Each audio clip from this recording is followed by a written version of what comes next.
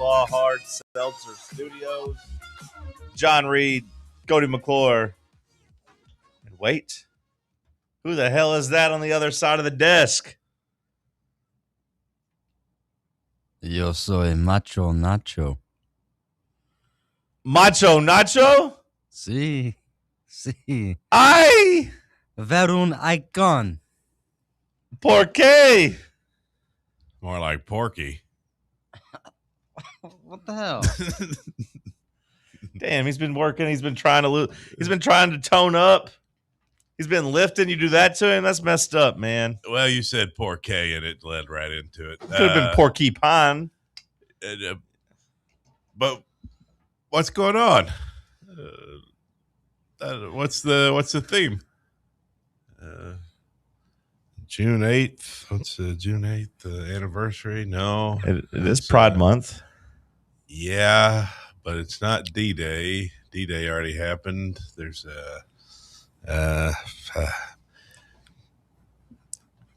just felt like wearing the mask, I guess. It looks good. Are you on camera? Okay, good. Should be. At least he's on camera. Also, those exposed shoulders. Goodness. Getting me all hot and bothered. Bubba's dressed up like a wrestler. Yeah, if you aren't watching. If you're not watching along, he has a luchador mask on. And he has with his glasses on underneath it, which it's a nice look. And a cut-off sweatshirt, Bill Belichick style, except cut further up than a sleeveless hoodie, actually, not just a short sleeve hoodie, but sleeveless. This is a whole new thing. He had this on, or he had a different one on, but the short sleeve hoodie, he rocked that on, or no sleeve hoodie, he rocked that on Friday. I already missed that. Yeah, that's already a new theme. But the guns are out. The shoulders look good. Cody, how are you, my friends? How about that? Good. It's good to be here. Good to be anywhere. Hello and good morning to all those who are listening. Hello, family and friends. Had a big weekend in Nashville. How'd that go? Making money? Yeah, good. Yeah, good weekend. Thursday. Did you stay all weekend? I did stay all weekend. I left yesterday afternoon. I cut yesterday a little short, but Thursday, Friday, Saturday, 3 consecutive Uber days. Maybe the hardest days I've worked in a row. Really? Like just so many rides, like out there between 12 and 15 hours, all three of those. You said you worked 12 to 15 hours all 3 of those days? Yeah. Well, Thursday, man. I'm including the drive time too. Okay. Because I left straight from here. Okay. And then so, yeah, a lot of work, man. I did well over 100 rides, like 110 rides, I think, between Thursday and Sunday, which is a lot. Yeah. That's a lot, especially there. You could do that in the fort a little quicker, but, it was interesting. Met a lot of fun people from all over the country, all over the world. Coming in for CMA Fest? Oh, yeah. Australians. Really? British people, as usual, yeah. People from Ohio, people from California, Michigan, Iowa, everywhere, Add that to the list of things. El Macho Grande, Macho Nacho. Add that to the list of things. Grew up in Tennessee. Never going to Bonnaroo. Never going to CMA Fest. You've never done it, huh? I did do Memphis in May. Good barbecue. But yeah, there's things in Tennessee. Well, I'm glad you cut it short because I saw that. I guess was it Luke Combs, Luke Bryan? I don't know. I saw someone saying they were waiting for their wife at 1:30 a.m. Because Luke, again, I don't know which one, didn't start until midnight this morning. Yeah. Really? Yeah. See, I thought it had kind of faded down.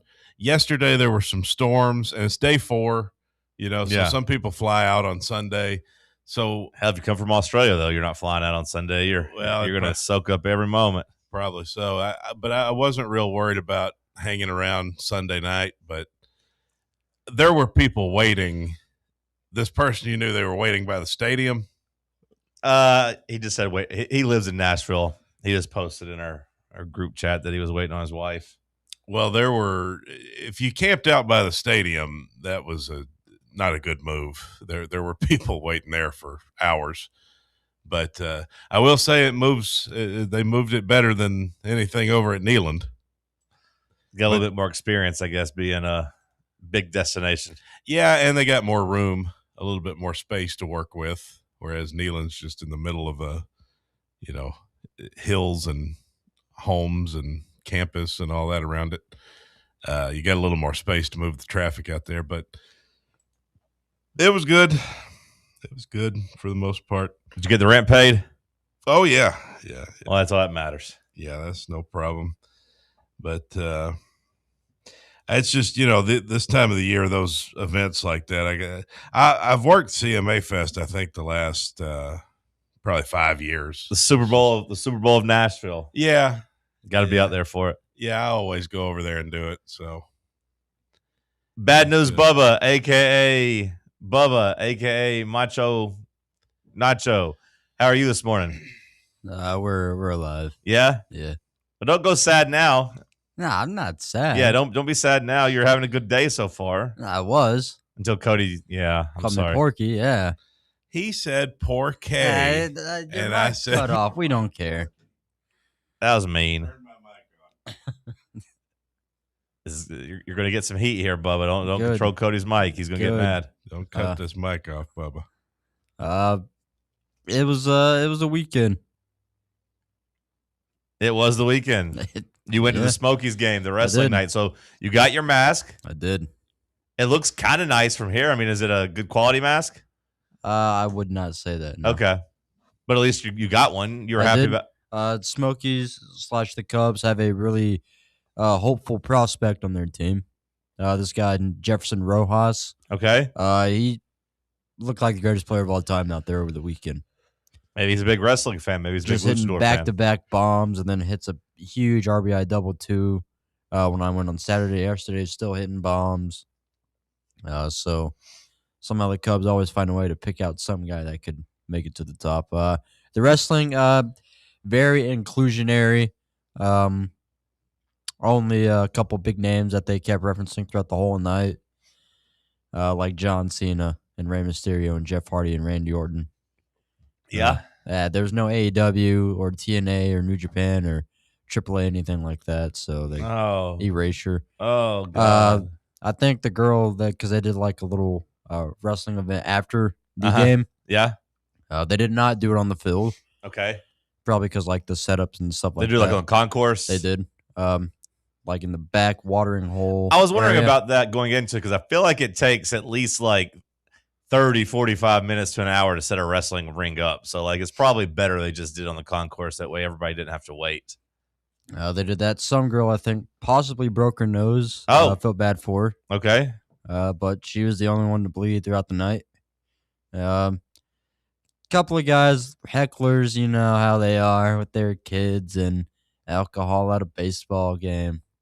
But overall, were you wearing that mask? I was not, no. No. A couple of other dudes were. I didn't want to be a complete lunatic because I went there because they were also doing Rhinestone Fest downtown, and my friends went to that, and I was like, I'm going to pop over to the baseball game instead. So, I was there for a little bit while they were out doing their thing, and you had yourself a weekend. I was sitting in, between some families and stuff, and it's like I'm not going to be just the random looking guy out here, which probably takes away from the spirit of the game, but oh well. What's random about it? Yeah, is that you get Bubba's giving you the cold shoulder? Were you afraid they'd call you Gay Mysterio? Oh no. It's Pride Month, man. That's what I'm saying. That's my point. I had a wedding this weekend. That was pretty much the only You thing. got married? No. Oh. No. I went to a wedding this weekend, I should say. Where at? The Mill and Mine. Oh. Yeah. That's a nice place to do renting out the Mill and Mine. Yeah. No, nice venue. Whoa. It was a nice wedding. It was a nice wedding. So the people got married. Yeah. The people got married. And did you go rice or flowers? I wasn't there for the send off. It was a long. I don't think they did the send off till like 11 or midnight. The wedding started at 4:30, which means I was there at 4. So by the time I think 10:30 rolled around, it was time for me to get out of there. Open bar? Open bar. Oh, yeah. Oh, that's the best. Good food. Good music. It was a good wedding. I found out yesterday another friend of mine is getting married. Oh, yeah? Another one. Yes, I'm going to have three of them coming up between you and Miles and now my buddy Wilson. They're just waiting on your wedding, Cody. Yeah, they keep waiting. This is I've found though that these upcoming weddings are going to be the ones that I'm kind of closer with. Like I've never had, and this is no offense to the weddings of my friends I've been to in the past, but they're not like that inner circle. Damn. You know what I mean? Like if we're talking in terms of a globe, Sure. like you, Miles, my buddy Wilson, like that's more like the core. Like, you know, I see you every day. Wilson, I've known since I was a boy. Just and other than Clint, like he's the only one that I'd call really inner circle that got married that I've been to. Yeah, I was going to say shots fired at Clint. No, I was going to say I include Clint in that, but like, you know, my buddy Lou, Trini, I went to their weddings. Love them. Love those guys. Sure. Of course, Taryn. They're just B level people in your life. Yeah. Clint was really the only A level, and now I got 3 of you coming up. Just from years of sitting together, I worked my way into an A list. Well, yeah. Love that. Yeah, of course. And I'm going to have to be in like, you know, I don't even know if my other buddy, if Wilson will have a wedding, but he is getting married. I imagine you'll be in Miles's wedding. I believe so. Yes. Yeah. Yes. I begin to worry about scheduling conflicts. Miles, you said, is waiting a year though, right? Oh, Jesus. Yeah. My biggest fear is like, what if 2 people scheduled a wedding on the same day? Because like I have different friends in different states. Sure. They don't know each other. They wouldn't worry about the schedule. That'd be weird, wouldn't it? That would be weird, especially because you said Miles is doing football season, right? Yeah. I think he's looking at like October, but he's next year. Yeah. So that date, I think, will stand alone. When is you're having a wedding party, right? Yeah. What's the date on that? October 30th. October 30th? Yeah, bye week. Okay, that'll work out good. Friday. It's a Friday. Clint was asking me yesterday. I talked to Clint on the way back for like 2 hours. Does he want to come? No, he was asking I can get you me, a +1 if you want. Well, he was asking me about the Arkansas game. Oh. I think it's October 10th. Yeah. I was telling him, I said, you know, John's going to have a wedding party somewhere in there, but I don't remember exactly when it is. So October 30th. I'll have to let you know. Bye week. So that's good. So I'll be able to do both. Yeah. For the record, I was going to prioritize your wedding party over driving 12 hours to Fayetteville to lose again. All Tennessee fans would appreciate that, seeing how you've cursed the boys on the road at Arkansas. Yeah, it's I've seen us lose 3 times there. So, well, have no fear. Have no fear. It'll be bye week. That'll be good. Good week. Big fall. It is going to be a big fall. Yeah. I'm getting a little overwhelmed thinking about it. It's going to be a lot of stuff, a lot of trips, a lot of things we got to do. A football team to talk about that's hopefully pretty good. Those boys had a pretty good weekend, I think, with their big recruiting weekend. We'll dive into some of that coming up after the break. Let's talk sports on Fan Run Radio. Big Orange Country's home for sports. This is Fan Run Radio. What kind of day is it? It's a White Claw day. Grab a pack, grab your friends. Everything else in life can wait. Your friends shouldn't. Let's go. White Claw. Grab life by the claw. Please drink responsibly. Hard seltzer with flavors. White Claw Seltzer Works, Chicago, Illinois. Are you thinking of buying a home but don't know where to start? Well, call VFL Josh Travis, your local mortgage expert with Foundation Mortgage, based right here in Knoxville. Whether it's your first home or your forever home, he'll keep the process simple every step of the way. To get started, visit mortgagebrokerjosh.com or call 423-312-9777 today. Foundation Mortgage Company, LLC is an equal opportunity housing company. NMLS number 1387311. Welcome to Axel Logistics. where excellence isn't just a goal, it's an energy. As a leading third-party logistics company, Axle is powered by an award-winning culture built on a work hard, play hard mentality. Here, the drive for success is contagious and hard work never goes unnoticed. Whether you're just starting out or looking to level up, Axle Logistics is the place to launch your career. Join us and take your ambition to the stars. To learn more, visit axlelogistics.com. Hey, Vols fans, Cody Brown here. I grew up right here in Tennessee and know what it means when someone says, I've got your back. That's why you can trust Farm Bureau Insurance of Tennessee. Whether it's your home, your vehicle, your family's future, or the business you built from the ground up, we will show up for all of your insurance needs. We are Tennesseans who understand what matters, which is doing right by you. Insurance is not all about just paperwork and policies, but it's about the people we insure every day.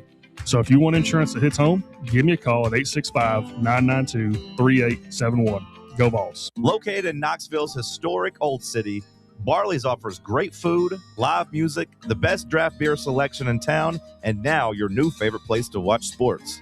Their indoor projector is perfect for any weather, and they've revamped their upstairs area with more TVs to take in all of the action. Their menu features hand-battered chicken tenders, juicy burgers, fresh salads, and the tastiest pizza in Knoxville. You can enjoy their happy hour drink specials daily from open until 6 p.m.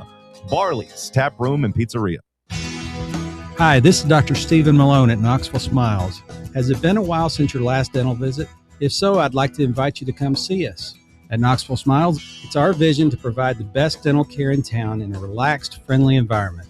So if it's been a while and you've been putting it off, don't wait any longer. Come see us at Knoxville Smiles. You can schedule an appointment online at knoxvillesmiles.com or by phone at 865-539-1776. Are you ready for the start of a new season? Maybe looking for your team to go on a tournament run? Get game day ready with Crumble. Head on over to your nearest location and pick up 12 pre-selected cookies plus exclusive toppers. When you're looking for dessert options, there's no question about who you should call on. Our listeners already know. Last year, the Dubai chocolate was a home run, along with the brownie batter. Oreo crumb was another crowd favorite. What new flavor will set the standard this season? If you're in the Knoxville area, there are 3 locations ready to serve you: Clinton Highway, Parkside Drive, and Maryville. Download the Crumble app to build your best lineup and vote on the best combos. You can even put your bid in to request a new flavor. Order in the app and slide on over to your nearest location. Tell them Fan Run sent you, and as always, it's for the fans, by the fans. Don't miss the cookies.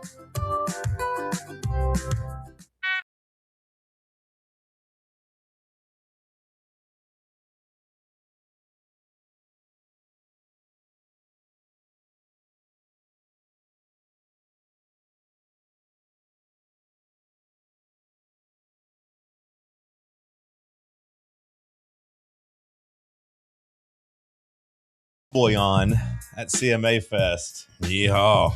Josh Heupel and the boys were trying to build you a championship roster. Oh, yeah? Trying to. Josh Heupel was doing that, huh? I saw he got a 4-star tight end from Oak Ridge. You couldn't even contain your laughter. You hate this guy so much. I do not hate him. I like him. They're out here putting the full court press on for an elite blue chip running back. Yeah, the Ohio State kid, David Gabriel Georges. Yeah. Yeah, right. Well, I mean, we'll see if we get him. If we get him, that's a big win. That's a big recruiting win. I'm worried. I'm just worried that we won't, but maybe he'll be able to get it done. It does seem like Tennessee had a great weekend with him,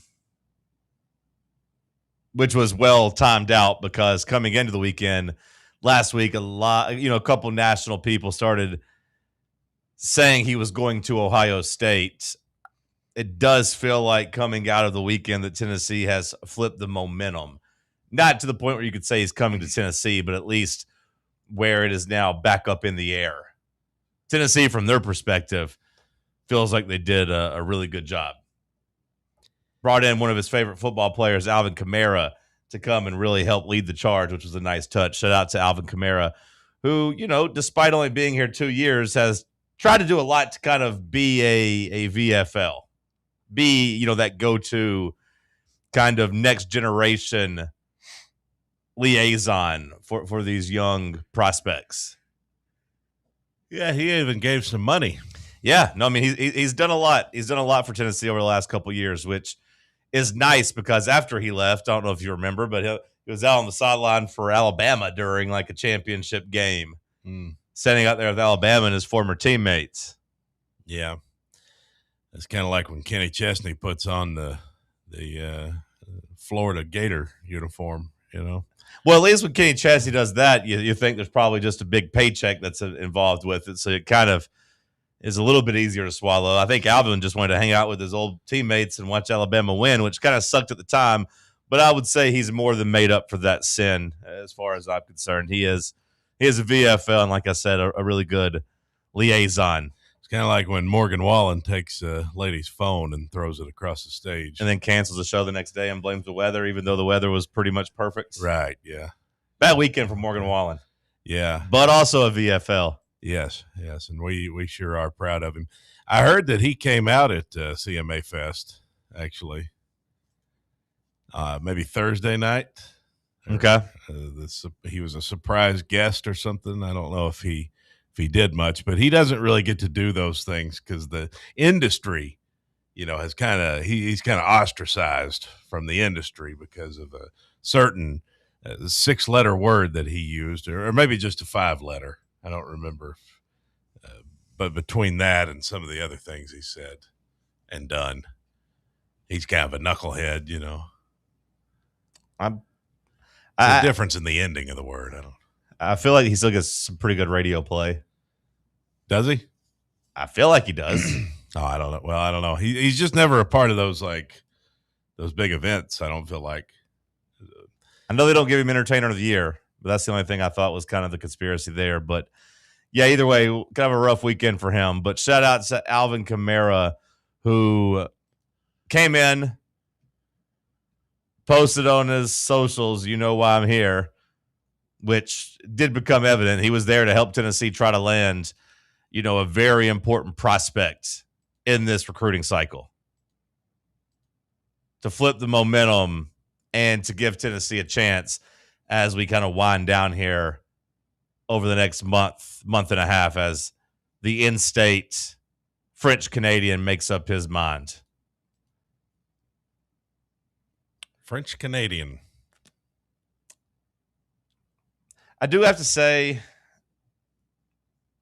it's kind of funny watching how much of an impact it seems like this damn rock has on prospects, because it did seem like he was legitimately moved by that token of appreciation.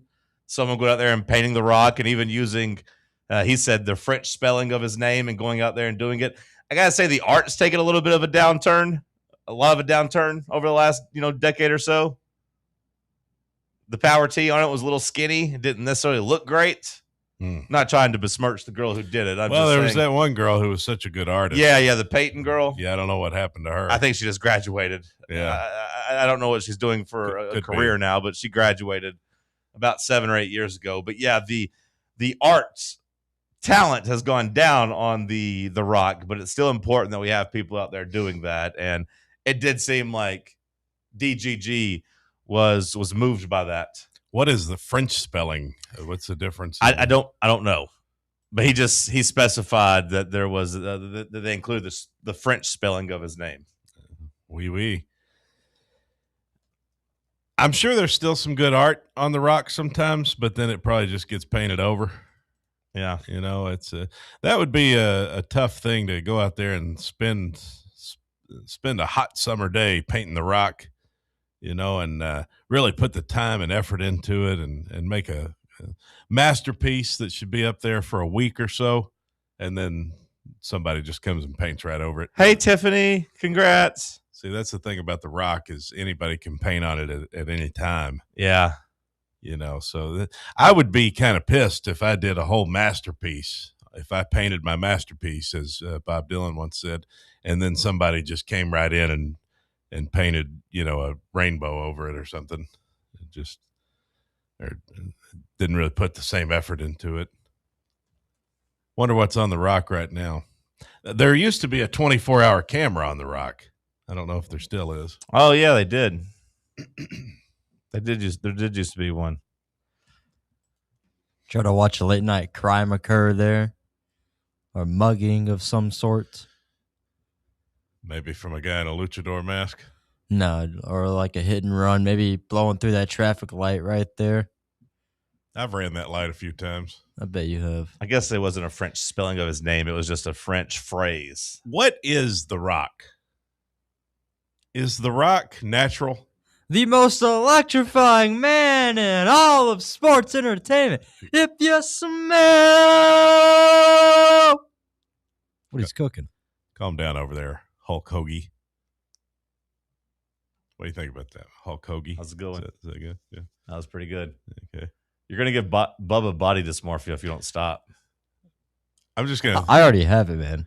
You're going to further his body dysmorphia if you don't stop. You know these are just jokes, Bubba. They're all jokes. I don't mean these things I'm saying. It's just convenient. The Rock, though. What is the history of The Rock? They wrote Welcome Home. A la Maison. I don't know though. I swear I thought he said his French name, but either way. I would like to hear a deep dive on The Rock. On what it is? We're all familiar with The Rock. We all know, it's right there on campus, right by the music building, and they paint it. Yeah. And we've been painting it for years, and it's got layers and layers and layers of paint. But why is it there, and how did it start? I don't know that I've ever heard the history of The Rock. Okay. It was originally unearthed in construction work in 1966. 1966. Yep. Painting the boulder became a tradition in the early 1980s. And after a brief attempt to keep it graffiti-free, the university decided to cease the removal of graffiti unless it was considered offensive. This prompted a discussion surrounding the freedom of speech. The university decided to depend on the student body to regulate the appearance of The Rock. Now, if you go back to the first part of that, you said it was unearthed? That's what it says, which, implies to me that they found it. I don't know. It says it was unearthed in 1966 during construction work on the lawn of the former Calvary Baptist Church, which is the current location of the Fraternity Park. In 2009, they moved it to the lawn of the Natalie L. Haslam Music Center. Oh, so The Rock was moved. The Rock got moved to make room for the expansion of the Student Health Center. How do you move a rock? With a specialized flatbed truck and 13 hours of work. Good to know.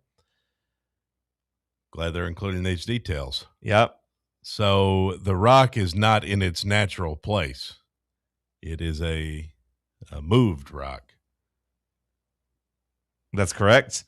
In 2018, someone painted a swastika on it with the word "Stronger Through Hate." What year was that? 2018, in the aftermath of the Tree of Life synagogue shooting. It said what? Stronger Through Hate. Is that a Kanye West album title? I don't think it is. White Pride has also been written on it. Classic. In response to that, the University of Tennessee installed a 24/7 hour live stream of The Rock. So they would know who was painting the racist messages. Which is probably the right thing to do. Once you get down that slippery slope of people trying to troll The Rock and write hateful things on The Rock, you got to be careful. Seems like I remember the swastika. I really don't. Maybe I don't either. Maybe I'm just saying that. I don't. It's a difficult time in our country. 2018, of course. Sure. Crazy time. A lot of wild things happening. So, yeah, it does seem like as if The Rock was just found. It does feel like it was just here on campus. And then moved. Yep. And now we use it to try to recruit people. Good thing the swastika wasn't on a recruiting weekend. That we can't say that for certain that it wasn't. Yeah. Especially with, 2018, that'd have been Jeremy Pruitt time. This ain't Ole Miss. Yeah. Right, Well, Ole Miss, speaking of which, that's the next school kind of on the list, I believe. I believe it goes Ole Miss, then Georgia. or maybe it's Georgia then Ole Miss, for DGG, as he is set to take his next 2 visits before making up his mind. It does feel like everyone has kind of just said it's going to be Ohio State or Tennessee. You hope that one of those other 2 schools doesn't, sneak their way in and give him something to think about. Well, it's a guy you need. It's a running back that can change your program's outlook. Maybe. Sam said it makes you a national championship contender. He's the type of player that would make you a national championship contender over the next 3 or 4 years. It's probably early to say that, but I mean, some guys like that do stand out from a physical standpoint. There are game-changing running backs, I believe, still. Yeah, for the one season they play, and then they try to leverage it for more money. Mm-hmm. And you pay them more if they're good enough. Bubba's already being cynical, but I do think it's probably fair to say the recruiting battle's never won. You know what I mean? Like you can get the commitment, but you got to then do your part to keep the commitment and keep him at school.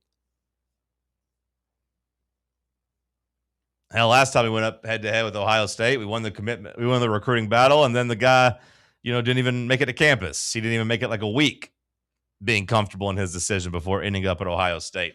Now we beat Ohio State for David Sanders, and that one's gone well so far. And like the idea is that he is one of those building blocks we're talking about as Tennessee tries to raise its talent level to being a national championship contender. The problem is there's just not a long runway for these guys. You know what I mean? Like when you start stacking those type of recruits, you only get maybe a year of crossover, even if you were able to land DGG. Now, if you did, you'd have a 5-star quarterback, a 5-star left tackle, a 5-star wide receiver, and a 5-star running back. So like you'd have some top end talent there on the field. You'd have game changers at each level on offense. That sounds like an offense that could produce some points. Yeah, assuming everybody pans out. You'd have one at every level. And, it's been a long time, I feel like, since we've had a big-time running back commitment, at least at this level where they're, top 2 in the country in terms of their position and, top 10, top 15 in the entire country. We've talked about it, but we've yet to experience this Josh Heupel offense with an elite skill set running back. We've had good running backs, but we haven't had the guys just oozing 5-star talent. You got to have a couple of those guys to win a national championship usually, unless you're Indiana. How much do you care about this commitment? How much do you care about the recruitment of David Gabriel Georges? I care. How much? It's a lot. Is it important to you? Yeah, I mean, it's a guy you want to land. You go back and look at some of the Tennessee running backs you lost out on, and you think about where they ended up. And you like a Derrick Henry, He's the one that jumps to my mind.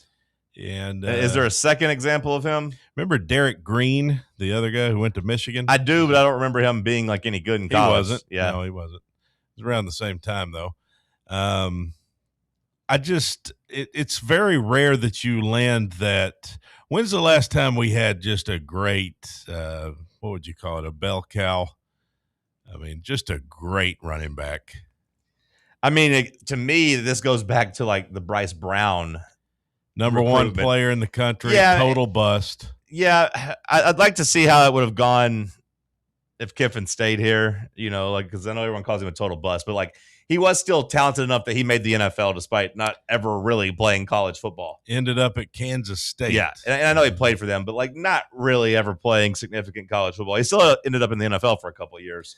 I mean, you could look at Kamara as being that guy, and everybody, for years talked about how underutilized he was. Jalen Hurd. Well, I was going to say, yeah, ironically enough, Jalen Hurd might be the last time you won like a big recruiting battle for a big running back. Yeah. Yeah, and another in-state guy that you had to rely on, staying home. And Jalen Hurd was a good one. I mean, he was a great college football running back. Yeah, I mean, he was a 5-star on some of the sites. So, I mean, he was a big-time prospect. Even though he was built kind of like a receiver, kind of a weird frame and whatnot. But having those guys, that was kind of a two-headed monster, Hurd and Kamara that you felt really good about. Since then, we haven't really had a top running back. Sampson put up great numbers. Right. But nobody recruited him as like a high level guy. At least no one prioritized his like recruiting battle. You lost out on the kid to Michigan last year, Savion Hyder. So yeah, this is as far as a running back position goes, it's one of the biggest recruitments we've had in terms of just recruiting overall. This one has kind of been boosted. I feel like the attention and the pressure I think that Josh Heupel is under to land this guy is ramped up. Well, he needs a win. I think Heupel needs a win on the recruiting front, like a big win, and this would be a big win. Why do you say that he needs one? Because of the way the season went last year and the vibes, or what? Because I do feel like recruiting's been pretty good under Josh Heupel. Well, right now though, you're not looking great in this 2027 class. Yeah, it's still somewhat early, but I mean, we put together a top 10 class last year. We put together a pretty good high school class.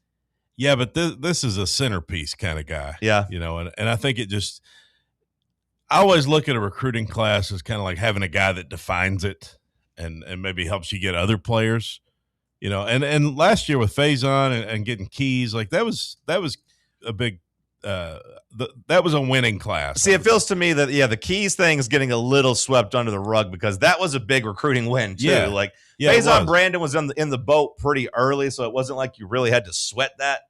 And even, as the season played out and his recruitment never really wavered. There was a brief time when North Carolina hired Bill Belichick that you had to sweat maybe a little bit that he'd be interested in North Carolina, but he pretty much never wavered. Like there was a brief moment where LSU was still putting the full court press on him, and who knows, maybe if Kiffin had been there longer and had a chance to do it, maybe he could have kept Keys and gotten Brandon, but that was never a real threat.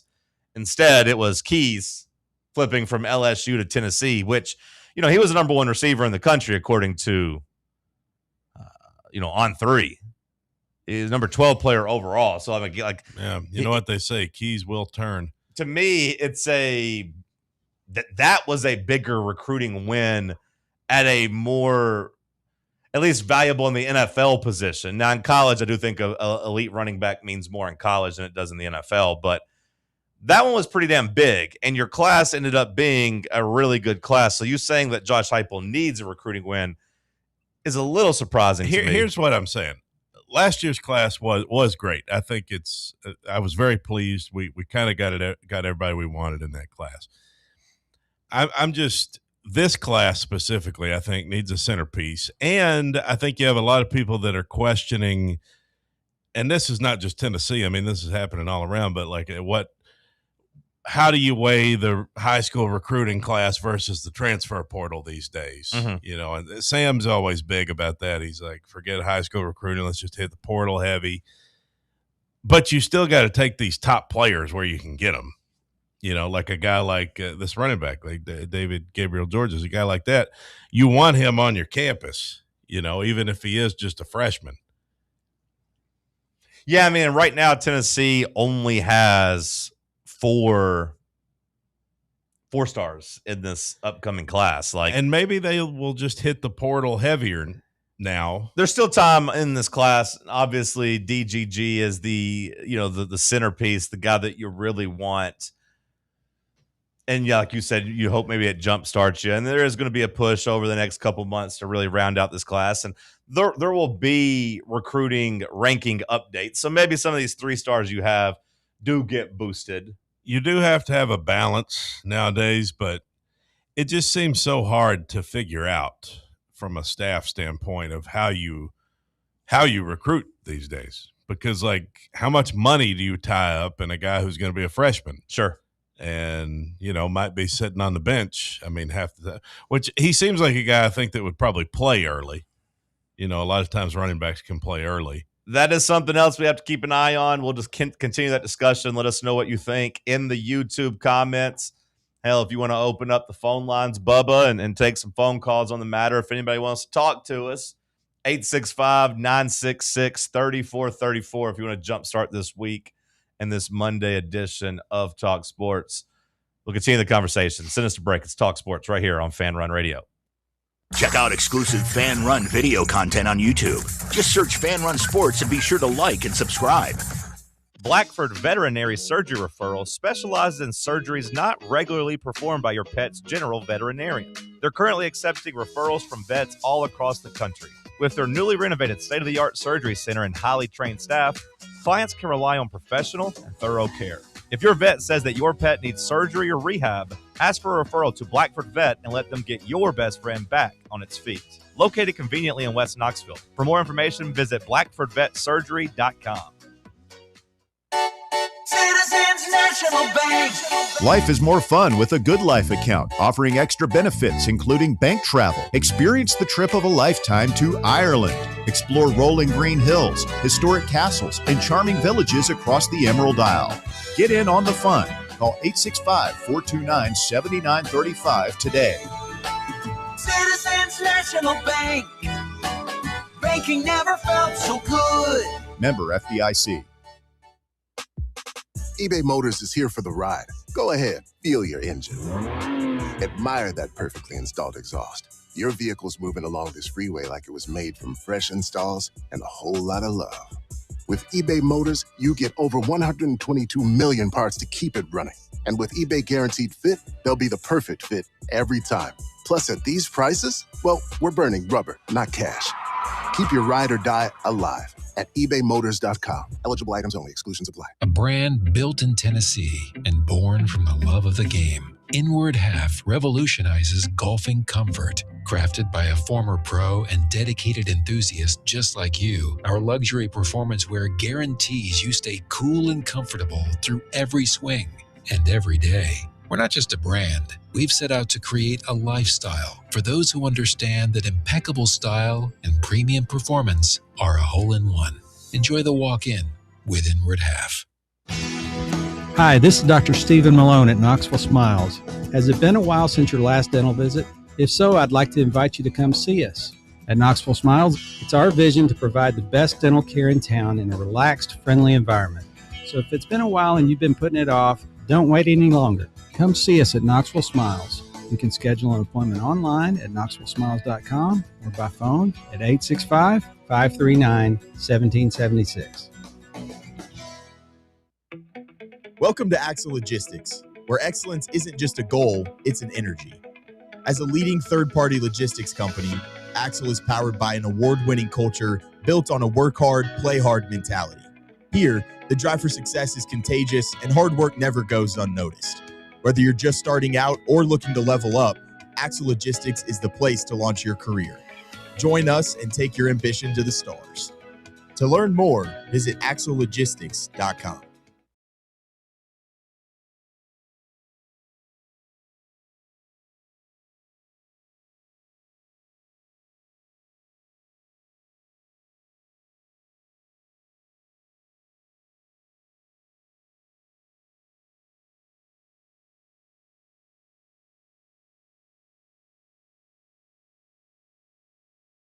Drink the lights, refreshing White Claw hard seltzer.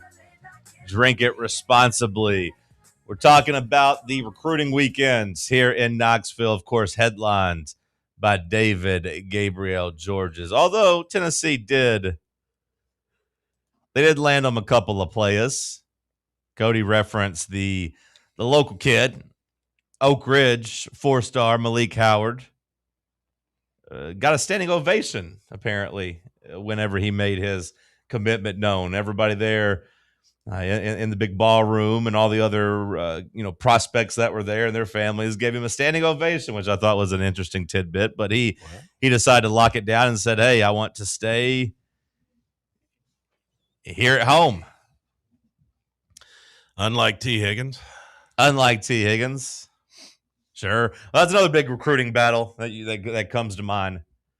It just really sucked how Clemson stole your program in the mid-2010s. I know we've talked about it, but that did hurt. They sure did. You got a chance to kind of right those wrongs this decade. And look, I do think Josh Heupel has done a really good job recruiting. It does feel like Tennessee has won more of these battles than they've lost. And it's not like you're just picking on the mid-tier SEC teams or teams across the country. You've gone up against some of the big boys and beat them. We talked about TK Keys.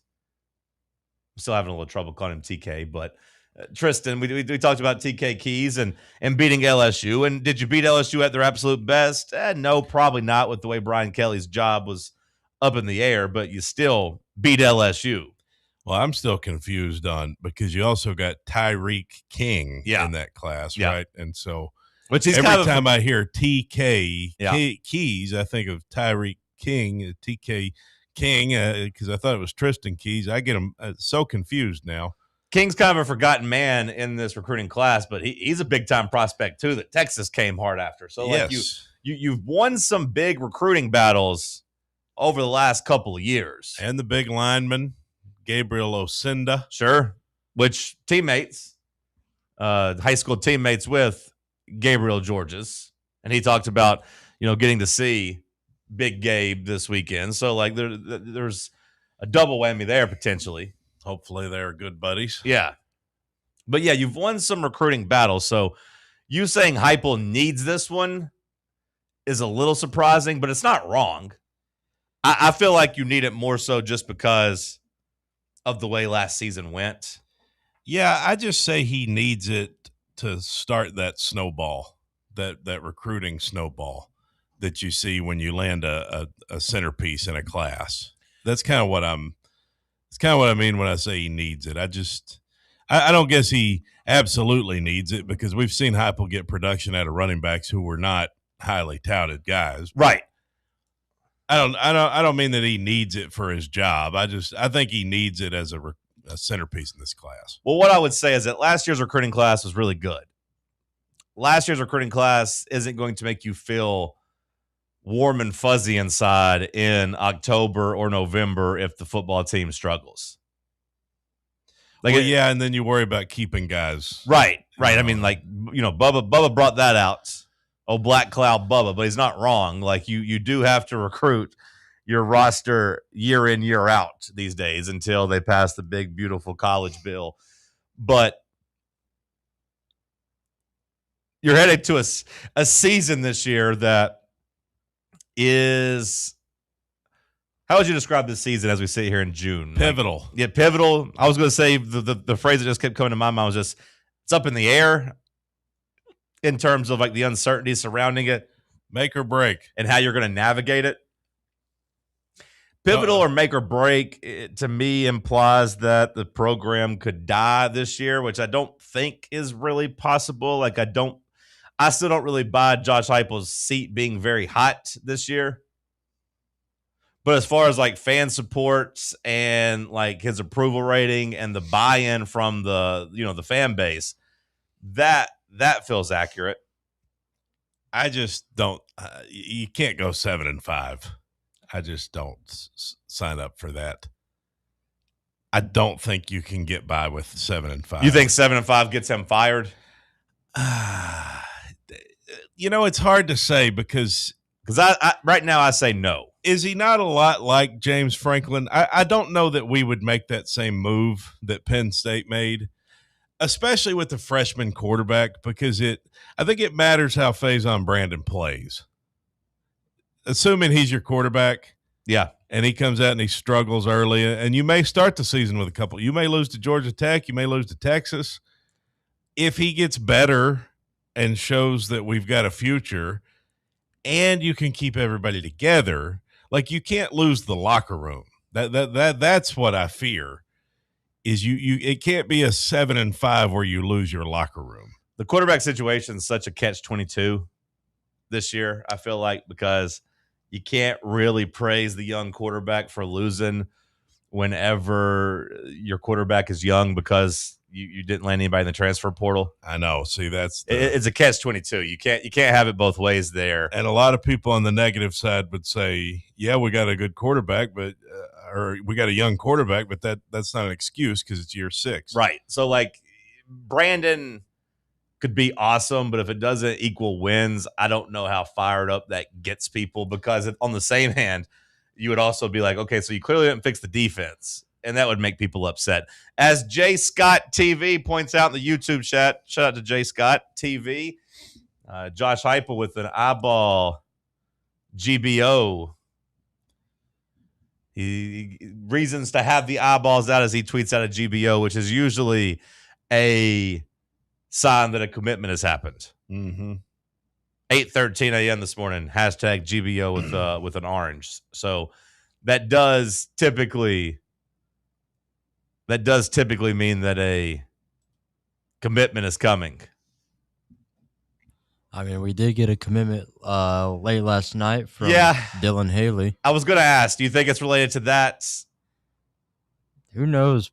Ultimately, I'd say like 75% probably. Okay, because I don't want to be mean to brother Dylan Haley, but like it'd be pretty underwhelming if the GBO the day later was for a 3-star. You beat Ole Miss for them, which I guess at this point, do you look at that as a huge positive? If you beat Ole Miss for a commitment, it's a hot school. Yeah, me neither. Not given their racist history. Ranked 488th right now in the country in terms of recruiting. So like, I hope there's something bigger than that. But Bubba, you're probably right. It's probably just because that happened like around like what 10:30, 11 o'clock at night. A reasonable time to expect your head coach to be asleep after a big recruiting weekend.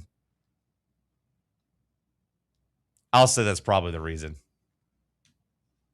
I'd say that's probably the case. I'd say Heupel probably didn't send it out either. You think he manages his own account? You're saying Heupel has a social media manager? That's what I'm saying. Yeah, I would say that too. It's not like he ever really tweets. Does that surprise you, Triple Whopper H? That one wasn't as good. Yeah. How about quadruple H? Quadruple H probably would have been better. Yeah. I didn't know which one was going to be better. You should have went quadruple H. Okay. Should have said that from the jump, huh? That's mean. Bubba, you look good. I don't know why he's saying you do look good.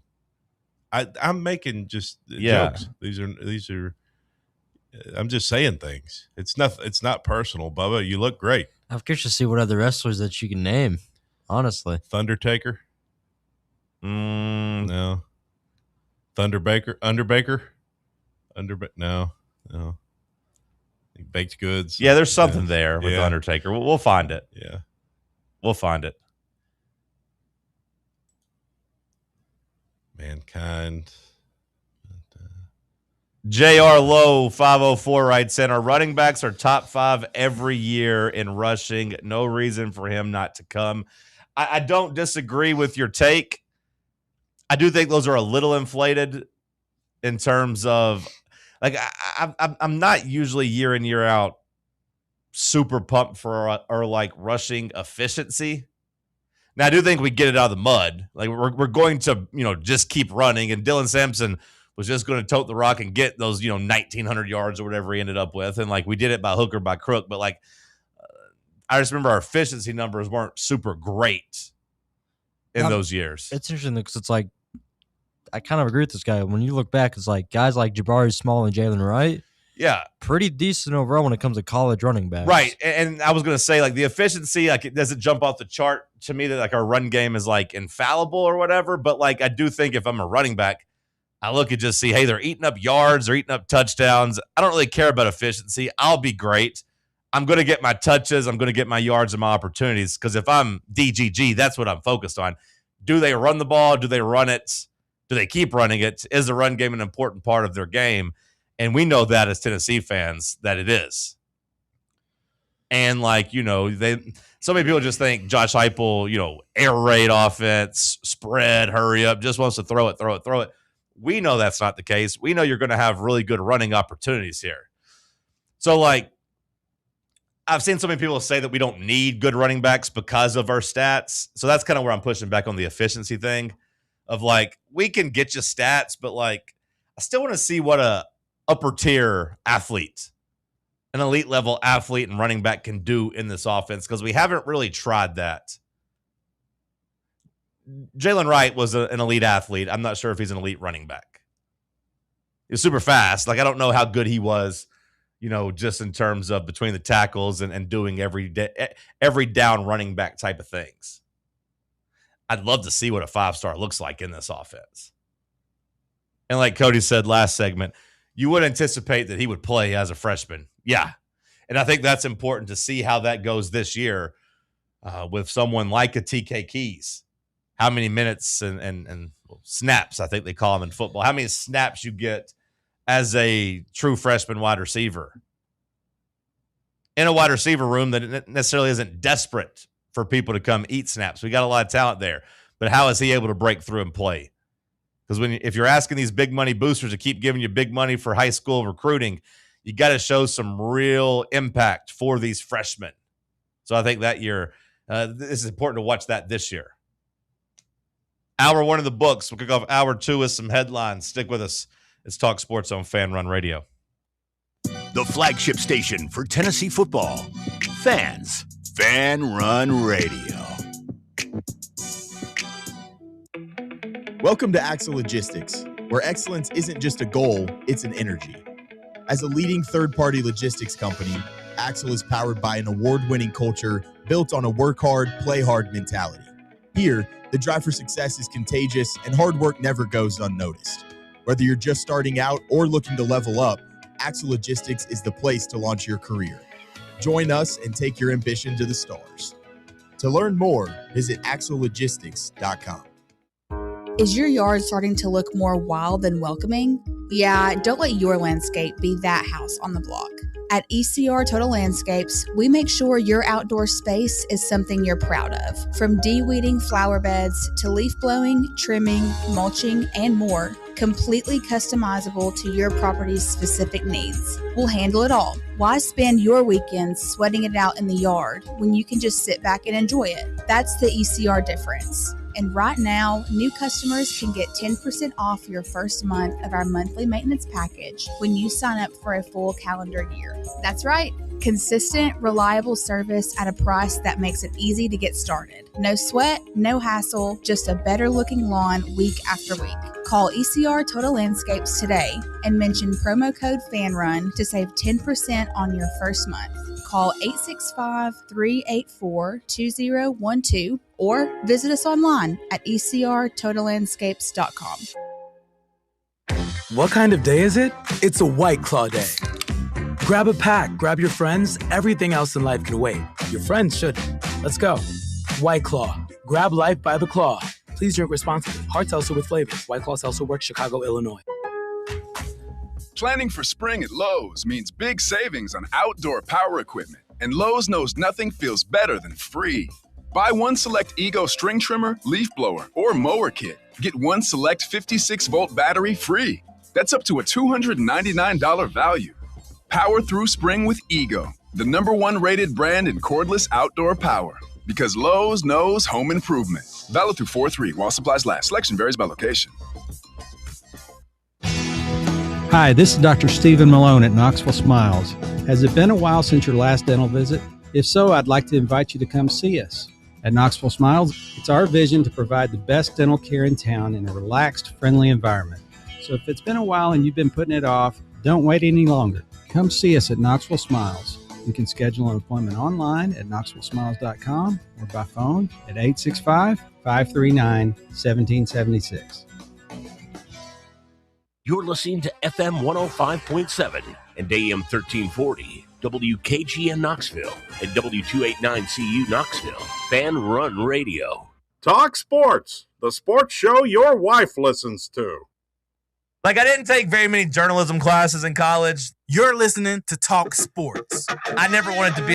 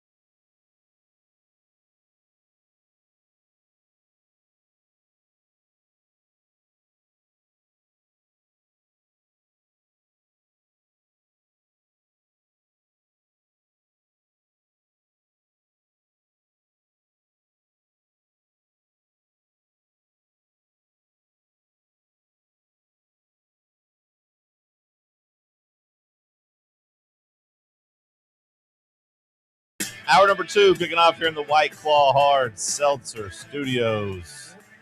Let's hit some Hour 2 headlines. What you got, Big Mac? Thank you, John. Well, let's see what happened over the weekend. It's been a long one, hasn't it? Texas is in Omaha again. The Longhorns extend their men's College World Series record with their 39th appearance. Jeez, is that true? 39 of them for Texas? I know they have a rich baseball history, but my goodness. Did you know it was that many? I did not know it was that many. It's their first since 2022, so it's been a little bit of a drought. But Texas able to get past Oregon yesterday, a tight game, 6-5 in the Super Regional Sunday. So Texas makes its 39th College World Series. Yeah, I mean, I'm looking at their baseball Wikipedia right now. Almost feels like a misprint. No, they made it a lot in the 50s and 60s. I mean, like if you just look at the decade of the 60s, they made it 61, 62, 63, 65, 66, 68, 69. Okay. 70, much. 72, 73, 74, 75. Pretty much there every year. 79, 81, 82, 83, 84, 85, 87, 89. My God. 92, 93. 7-year break, 2000, 02, 03, 04, 05. Yeah.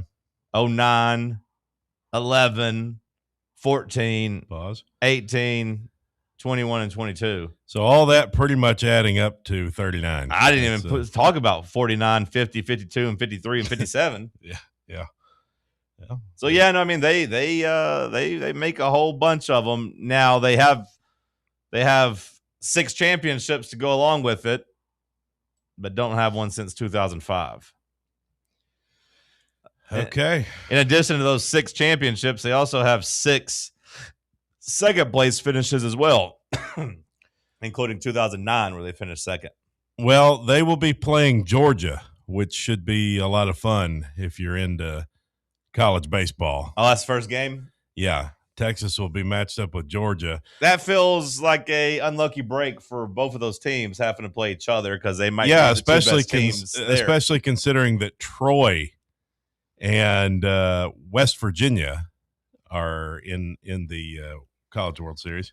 Yeah, I kind of feel like they should reseed, but whatever. North Carolina makes it. So West Virginia makes it. They beat Cal Poly 17-1 Saturday. Yeah, they whipped their ass both games. North Carolina makes it. North Carolina had to sweat a little bit, or sweat a lot, actually. That North Carolina versus USC was probably the best series of the weekend. Came down to a missed foul ball and that it could have been caught. But. Yeah, unlike Arkansas, it didn't cost them the game per se, because it was a tie game when they dropped the foul ball, or they didn't really drop it, they just missed it. It would have ended the inning, of course, and they could have gone to extras, but instead the ball hits the ground, and then they get walked off in the 10th, I believe. Ole Miss makes it. No, they got walked off in the 9th. Yeah, sorry, they got walked off. The same batter walked them off. Ole Miss is in with a 2-0 series win over Auburn. Tough games. Tough break for Auburn as they ran into a just blistering hot Ole Miss team. Bad weekend to be Mississippi State. Mississippi State went toe-to-toe with Georgia. They played 2 awesome games. No pitching from either side. No pitching from Mississippi State, but Mississippi State easily could have won that series 2-0. Instead, they get sent home. And then their biggest rival, Ole Miss, punches their ticket. That's a tough weekend. And there's probably going to be 2 more SEC teams to join them, as I believe the Alabama-St. John's game resumed sometime today. That's correct. Alabama was up, I think, 7-2 or something. I think it's 7-2, yeah. And then Oklahoma-Kansas, their game also resumes. Okay, but Oklahoma's up 8-1, I believe? Yeah, yes. Something like that, yeah. too. So 2 more SEC teams. Those were weather-delayed games, yeah, I guess. I mean, is it the World Series or is it the SEC tournament going on here? What's happening? Yeah. Yeah, a lot of times that's how it is. Without us. Yeah. So, I mean, I guess in terms of teams that aren't SEC, it's just what? Troy, North Carolina? West Virginia. Is that it? Be 5 versus 3? Troy, North Carolina, West Virginia, and then you had assuming Kansas or St. John's don't come back and shock the world. Alabama, Oklahoma, Ole Miss, Georgia, Texas. Yeah. Yeah, and Troy's a Southern team. That's true.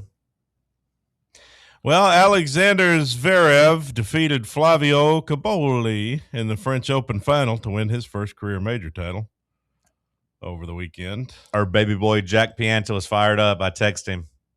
He said, finally he's won. He was fired up for that? Yep. What fires you up about that? Is that just it doesn't fire me up, but Jack, but if you're a tennis fan? No, it's just Jack's favorite tennis player. Oh, okay. That's just Jack's boy. Is he the one that got the insulin shot? and got suspended? I don't know about suspended. I thought I saw a thing on which it could have just been, from long ago, or it could have been over the weekend, but talk about a clip. Maybe I think he needed an insulin shot at one point. He got the diabetes? Yeah, apparently Possibly. so, Bubba. Must be type 1 for an athlete. Would that be like unfair of an advantage to have to get an insulin shot? I don't think so. Is that a performance-enhancing drug?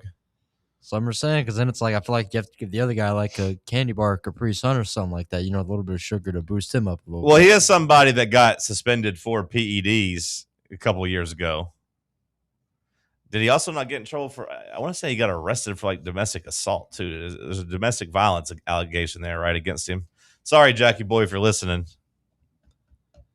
As we venture down the dark path. Yeah. So he got in trouble for domestic violence and for cheating. So not necessarily a good person that we should be rooting for, despite our good friend Jack Pianta loving him. It really makes you wonder why Jack's such a fan of him. Yeah. Well, we've all got our flaws. Stacey King, 3-time NBA champion with the Bulls, died at 59 over the weekend. I'm going to admit something to you. Okay. And it may be embarrassing to say as a sports radio professional. You've never heard of Stacey King? I did not know who this was. Okay. And sometimes I hear about something that happens like that. You ever have something that you hear and everybody's reacting to, and it's a big deal, and it's I don't know this person at all. And somehow I guess Stacey King just missed me. I don't think that's that embarrassing. I'm going to venture out to say Bubba had no clue who the hell Stacey King was, and I would say that Sam, R.I.P., he had no clue who Stacey King was. If you had asked me who Stacey King was, I knew he played on the Bulls' first three-peat team, and I knew that he did some TV work for them. He was their main the color commentator for their games? Yeah, I guess that's what he was pretty much known for. Yeah, I knew that about him, but I wouldn't have been able to tell you his career stats or if he was any good or not. But hearing the guys react live on Fox Sports Radio Saturday or Sunday, whenever that was, yesterday. I would say part of it is being on the first three-peat Bulls. I mean, he didn't start really he started 6 games of 76 and 91. He started 12 of 79. 3 of 76 during those runs. So he wasn't a key player, but he was a rotation player. Well, the way they reported it was he was an NBA legend. Well, I do think who is Stacey King? Well, I do think he is highly regarded for his announcing. Okay. I do think the legend status would definitely come from that side. But I mean, you win 3 NBA championships with Michael Jordan, you're gonna get put up on a pedestal, or at least amplified your career. But also he's been doing he did the play-by-play for a long time, or the color commentary for a long time, and was one of the better people at that. They just came on with the report of a tragic, terrible news in the NBA to report when we come back after the break, and then they came back. I was like, oh, what happened? I was just driving around. I wonder what it is. Stacey King has died. I'm like, who is Stacey King? Yeah, I mean, he's done it since he did it since 2006. So I mean, 20 years. That's a pretty good run. Yeah. Yeah, that is a definitely a run. Well, hockey update: Vegas leading the series 2-1 over Carolina. Carolina was able to get a game. They are favored -115 tomorrow night if you are into the Stanley Cup final. Game 4, Vegas leading 2-1, and Carolina trying to tie it up tomorrow. Did you see Game 3? Did you see what happened in Game 3? Nope. Jordan was texting saying that I bet he was heartbroken. He was saying that he's like, you're missing one of the greatest games in the history of sports or something. Was he heartbroken? Was he okay? Because they were down 4-0 in the third period and scored 4 goals in like a 10-minute stretch. 4 Three of unanswered. them. 3 of them in like a minute stretch, and then they ended up scoring a 4th one. Scored 3 times in 39 seconds. Yeah. Wow. They ended up losing in overtime, but all that for nothing. Yeah, they were riding high for a bit. Vegas was shell shocked, but then they were able to win it in overtime. Yeah. Do you still celebrate? Like, do you look back on that game fondly at that point if you're a Carolina fan? No. I guess it depends on what happens in the series. Like, if they come out and they score a bunch of goals and win Game 4, then you probably think that, like, the comeback in the third period helped spark that. It's like, and they found something, and like they got some confidence, and they're better, and yada, yada, yada. But if you lose that series, that's just going to be a even more painful of a game. Just let me lose 4-0, bro. Don't tease me. Well, in the NBA, President Trump set to attend Game 3 in New York City. Big game tonight. Huge game tonight. We'll talk more about it later. Yeah, the president will be there for Game 3 as the NYPD has canceled the watch party. As part of enhanced security measures with the president attending, there will be no watch party outside Madison Square Garden, the NYPD said Sunday. The decision announced not much more than 24 hours after Game 2 was made in coordination with the Secret Service, the department said, ending speculation about the popular gatherings. Such parties where thousands of fans pack in to watch a game on a big screen have been a point of contention for the city's police department, even with the complication of a presidential visit. It's pretty crazy up there from by all accounts with this Knicks run. New York City is like on fire. Yeah. With the people in the streets and dancing and having a good time. I saw a funny tweet. It's in my bookmarks. Let me see if I can find it. Take your time. But it's yeah, so you excited for Game 3 tonight? Going to be a good one, huh? I am. We'll talk more about that next. So are you done with headlines? You good? It's I got to find this tweet. Okay. Yeah, that's enough for the news, but I got to tell you this tweet. Take the commercial break, find the tweet. We'll come back, we'll talk some basketball, so no rush. Oh, maybe I didn't bookmark it. Oh no. Basically what it said was that like Hasidic Jews were breakdancing in the street with little black kids. It wasn't a tweet, it was Fat Joe. Fat Joe went on a that's podcast what it was. or something That's what it was. and told people about I couldn't remember. How him and Jadakiss were talking and saying that the Hasidic Jews and black boys were breakdancing with each other after Game 2. But nothing has ever united this city. He said not since 9/11. But someone did find a video of a Hasidic Jew doing some breakdancing and said, "Here we go. Fat Joe is not lying." The Hasidic Jews breakdancing with the black kids. The city is united. Bubba, you got anything to add? You look like you got something to say. I was trying to think about what that one guy said for the interview, where it's like, my mayor is like, oh yeah, Muslim, my mayor is my Muslim. Christian Dior's. He said my mayor is Muslim, my bagel is Jewish, my Christian's Dior, Nixon 4, I think is what he said. Which I maybe would have switched it and went more with the Dior in the second line. I feel like that's a better rhyme scheme to go ... and rhyme 2 and 4 versus 3 and 4. But what are you going to do? Those bars. We'll talk about that coming up next. Stick with us. The flagship station for Tennessee fans. This is Fan Run Radio. White Claw is taking hard seltzer to new heights with White Claw Surge. At 8% alcohol, White Claw Surge is a stronger wave of refreshment that doesn't compromise on taste. Available in 4 bold waves of flavor like ripe blackberry, citrusy blood orange, zesty natural lime, and tart cranberry. Check out your favorite retailer in-store and online for the White Claw Surge Variety 12-pack and 16-ounce single-serve cans. White Claw Surge. Please drink responsibly.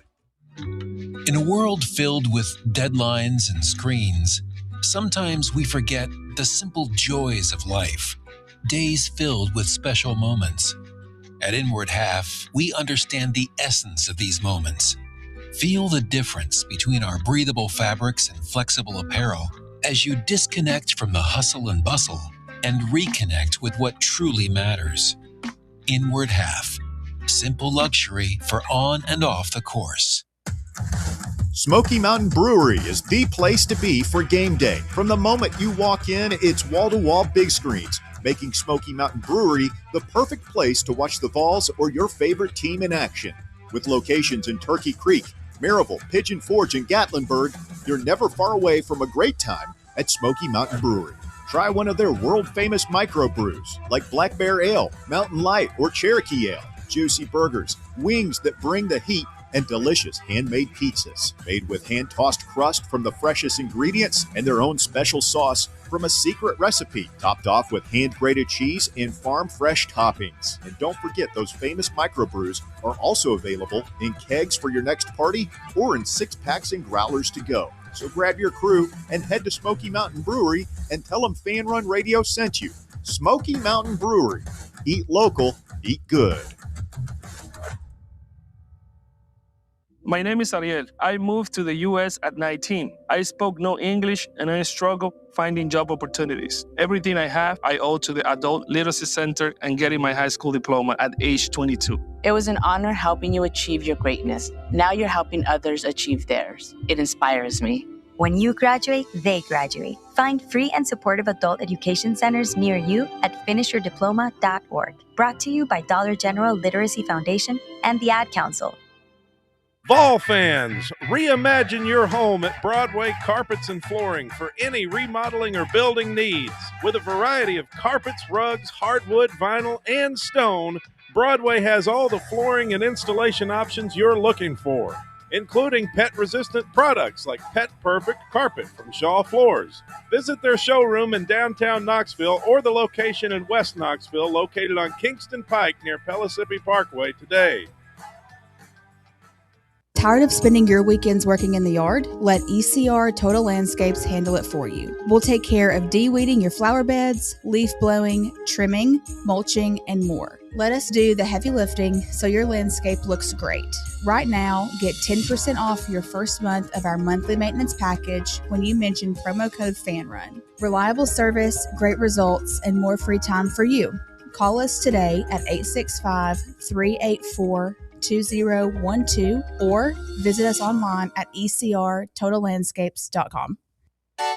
Citizens National Bank. We make it easy to save money. Get access to thousands of discounts on shopping, dining, and travel with the CNB Plus Perks account. It's a powerful new way to save money with roadside assistance, cell phone protection, identity theft protection, and credit monitoring. Banking at CNB has its perks. Call or stop by a branch for more details. Citizens National Bank. Banking never felt so good. Member FDIC.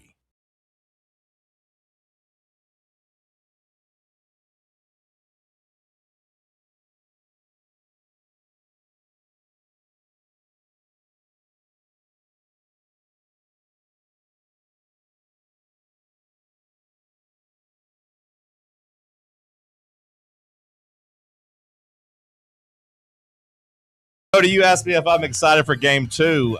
I feel like this game, or game 3 tonight, I feel like this game 3, the first game in New York, is maybe the most anticipated NBA game,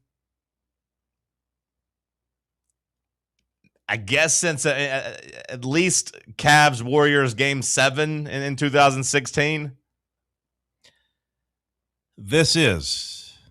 You're saying this is? I think so, and I think when you look at just the crowd I'm anticipating tonight, and I'm so tired of talking about the ticket prices of the game, but like I do think it's an important part of the story of just the desperation this fan base, the New York Knicks fan base, feels. This is one of the most anticipated just sporting events that I can think of in the last like 7, 8, 10 years. I saw where something with maybe it was courtside seats, like front row could go for $1 million. Yeah, I think that stuff's kind of annoying because I think the more people talk about it, the more ridiculous all the fans are. They're like, we'll just keep raising the prices. I'll be interested to see and check like what happens 2 or 3 hours before the game in terms of ticket prices. And I say 2 to 3 hours before the game because I do find that part to be interesting too.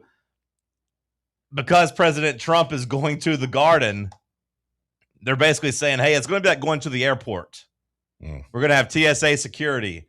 So you need to get to the game at least 2 hours before the game. So like the prospect of someone spending $5,000, $10,000 on game tickets and then missing the first quarter because of security lines is also super fascinating to me.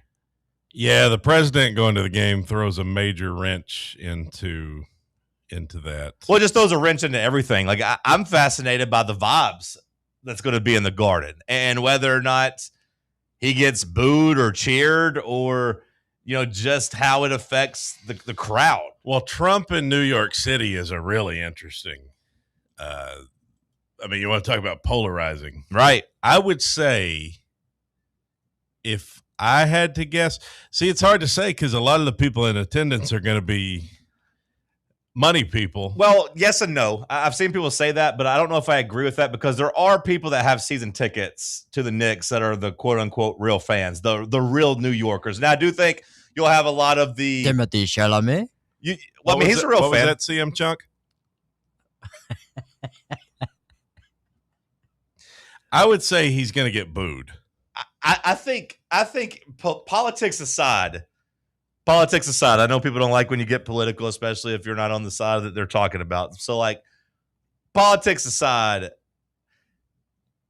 one person coming in and changing it for the other 21,000 people there, that person would get booed pretty much at any time. You know what I mean? Like, if you're making my life tougher because you want to go to the game and they're not respecting you as a real fan, they're going to be upset. Like if you're going to make me go through security and ruin my day, if you're going to make me go through security and not be able to bring a bag in and not be able to get through, in a timely fashion, and I miss some action or I miss some pregame festivities because of work, that person's going to get booed regardless of political affiliation. So that part of it's interesting to me too. But it all just adds to the sports aspect of it of, I just don't know how the Knicks are going to perform tonight because I'd say this is such an anticipated game, and I do think it's accurate. But like that makes for a tough basketball game whenever you have that much pressure, when you have the fans wanting to go that crazy and cheer that much. They got the weight of the world. It does kind of feel that way. Now it's better to have the weight of the world while you're up 2-0 versus 1-1 or so. But like the 2-0 almost makes this seem like a coronation, a celebration. Yeah, because if you go up 3-0, it's pretty much over. Yeah, it should be curtains. Like no team in NBA history has ever come back from 3-0. I don't think it would be this time that it would happen, with a young 22, 21, 20-year-old, trio. I don't think they'd be the ones to stare down and come back from 3-0. But yeah, tonight almost feels like a championship game. Mm-hmm. If you win this game, there's going to be celebrating in the street as if you have won the title. As you could anticipate, the Knicks say that they are ignoring the hoopla and focusing on the game. That's their message. They're trying to ignore all that. And I give Mike Brown and I give the Knicks credit. It does seem like they have like that mentality. Their players keep saying repeatedly, Cody, that it's 0-0. We're still playing with desperation. Who's saying that? The Knicks players? Yeah, like they're all kind of echoing that sentiment of like, hey, it's not 2-0, it's 0-0. We're going to play as hard as we have ever played. Like the series isn't over. We don't have a lead. We're still the desperate team. They keep saying that every time the media gets in front of them, and that's the right mentality to have. But at the same time, Josh Hart can't say they're not paying attention to that because he had a whole rant about how upset he was that the real fans are getting priced out. Yeah, he said he wishes the ticket prices were cheaper. Yeah. Unfortunately, a lot of people who have been waiting for this moment for a long time are not able to get in the building. Fix it, Danny White. when the cheapest ticket is $7,000 or $8,000. Fix it, Danny. Now that's true though, right? It's $7,000 or $8,000. I think I heard a guy yesterday say 10,000 was the get in. Yeah, I mean, just to get in, like sometimes those are a little inflated or a little annoying, but like like people lie about them, and but like tonight, it does seem to actually be the case. So many times in like the college football discourse or NFL, people just go with the most expensive tickets, but like no, this one tonight, if you go to SeatGeek right now, the cheapest ticket that you can get is $4,900. That's the cheapest right now. That's the absolute cheapest ticket. It's getting called a 10 out of 10 amazing deal. Right. Section 414. $5,000. It would be pretty cool to be in the building tonight. What would you do if you were a season ticket holder? You're selling, right? Oh, man. I don't know. I mean, those people – I mean, you haven't seen a final since 99. 94, you had the O.J. car chase. They got swept in 99, didn't they? 99, I thought maybe they won one game, maybe. Depends on what your business is up there. You've never seen a championship unless you were there in the 70s. Yeah, 73 is their last championship. If you're like a pizza, shop owner, you're enjoying the moment. You're well, unless you're like if close you're to a the village. finance bro hustling people, you're selling your tickets. Well, if you're a finance bro, you might need the money less. I think it depends if you're a real Knicks fan or you're not. If you're the pizza shop owner, Bubba, but they care about it more because it's like, would they take that money for the pizza shop or they do it to see something because they've been up in New York all their life with the pizza shop? Well, that's what I'm asking. Like, would you turn down $8,000 to go to one basketball game? Because I don't think you could turn it down as a season ticket holder. I don't know, man. If you're a real fan, a true fan of the Knicks, that's what you have those tickets for, is in moments like this to see a championship. You put a price on that. I mean, is that worth making $8,000? I think it just depends on how much money you got and how important $8,000 is to you. Well, if you're a season ticket holder, you'd also have tickets to Game 4. Yeah, but I'd want to be there. Would you rather be at Game 3 or Game 4 or both? Both. I think if I'm a real, true Knicks fan, and that's what they're saying about these people. Most of these Knicks fans are real fans. There's Lakers fans who have season tickets who are just there to be there. I got a buddy who, an online buddy. I've never met him in person, but we followed each other on the internet for a while, and he's a Knicks fan and a Vols fan. And we were talking trash about the Hogs, but he's got season tickets. But he's only got a half. He only gets, you can buy half seasons in basketball. You can buy you don't have to do the full 41 games. You can do like half the season and go to 20 of them. Can you pick the games where the good players play? They try to evenly split it. But he has half season tickets. So he says he doesn't have Game 3. He only has Game 4. Okay. Well, but he was basically he didn't have to worry about it. Well, yeah, but I think he was basically it'd be tough to turn down, $10,000. For a championship. Is he from New York? He lives in New York. He's a real Knicks fan? Yeah, no, he's a real Knicks fan in the sense that me and him have talked about the Knicks and Hawks for a decade now. So I consider him a real fan. I think you got to go. A moment like this is a once in a lifetime moment. It's just Game 3 though. And you got to deal with President Trump coming and messing up security and making life tougher on you. You can't even bring your own items anymore with no clear bag policy either. Yeah, I mean, as a man, that doesn't really bother you. Yeah, I never bring a bag into I don't think – ask yourself if you're a real fan of a sports team, a true fan, what are you going to remember on your deathbed? That $8,000 you made or watching the Knicks, the championship run? It may never happen again. You may not see it again in your life. You can make $8,000, no problem. I guess it just depends on, like you said, your financial situation.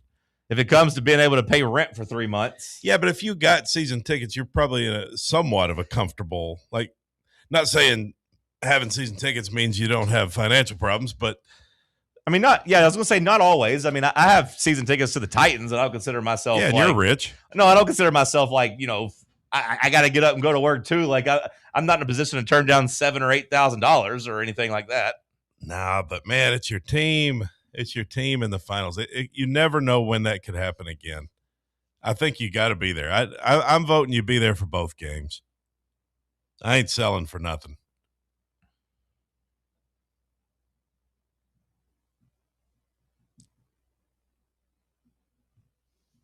Even though it's game 3? I ain't selling. That's surprising to me. I ain't selling for nothing. I think I'd sell game 3. I think I'd strike while the iron was hot. Nah. Maybe in the back of my mind, I'd be like, you know what? Let's let this get back to 6. I was there.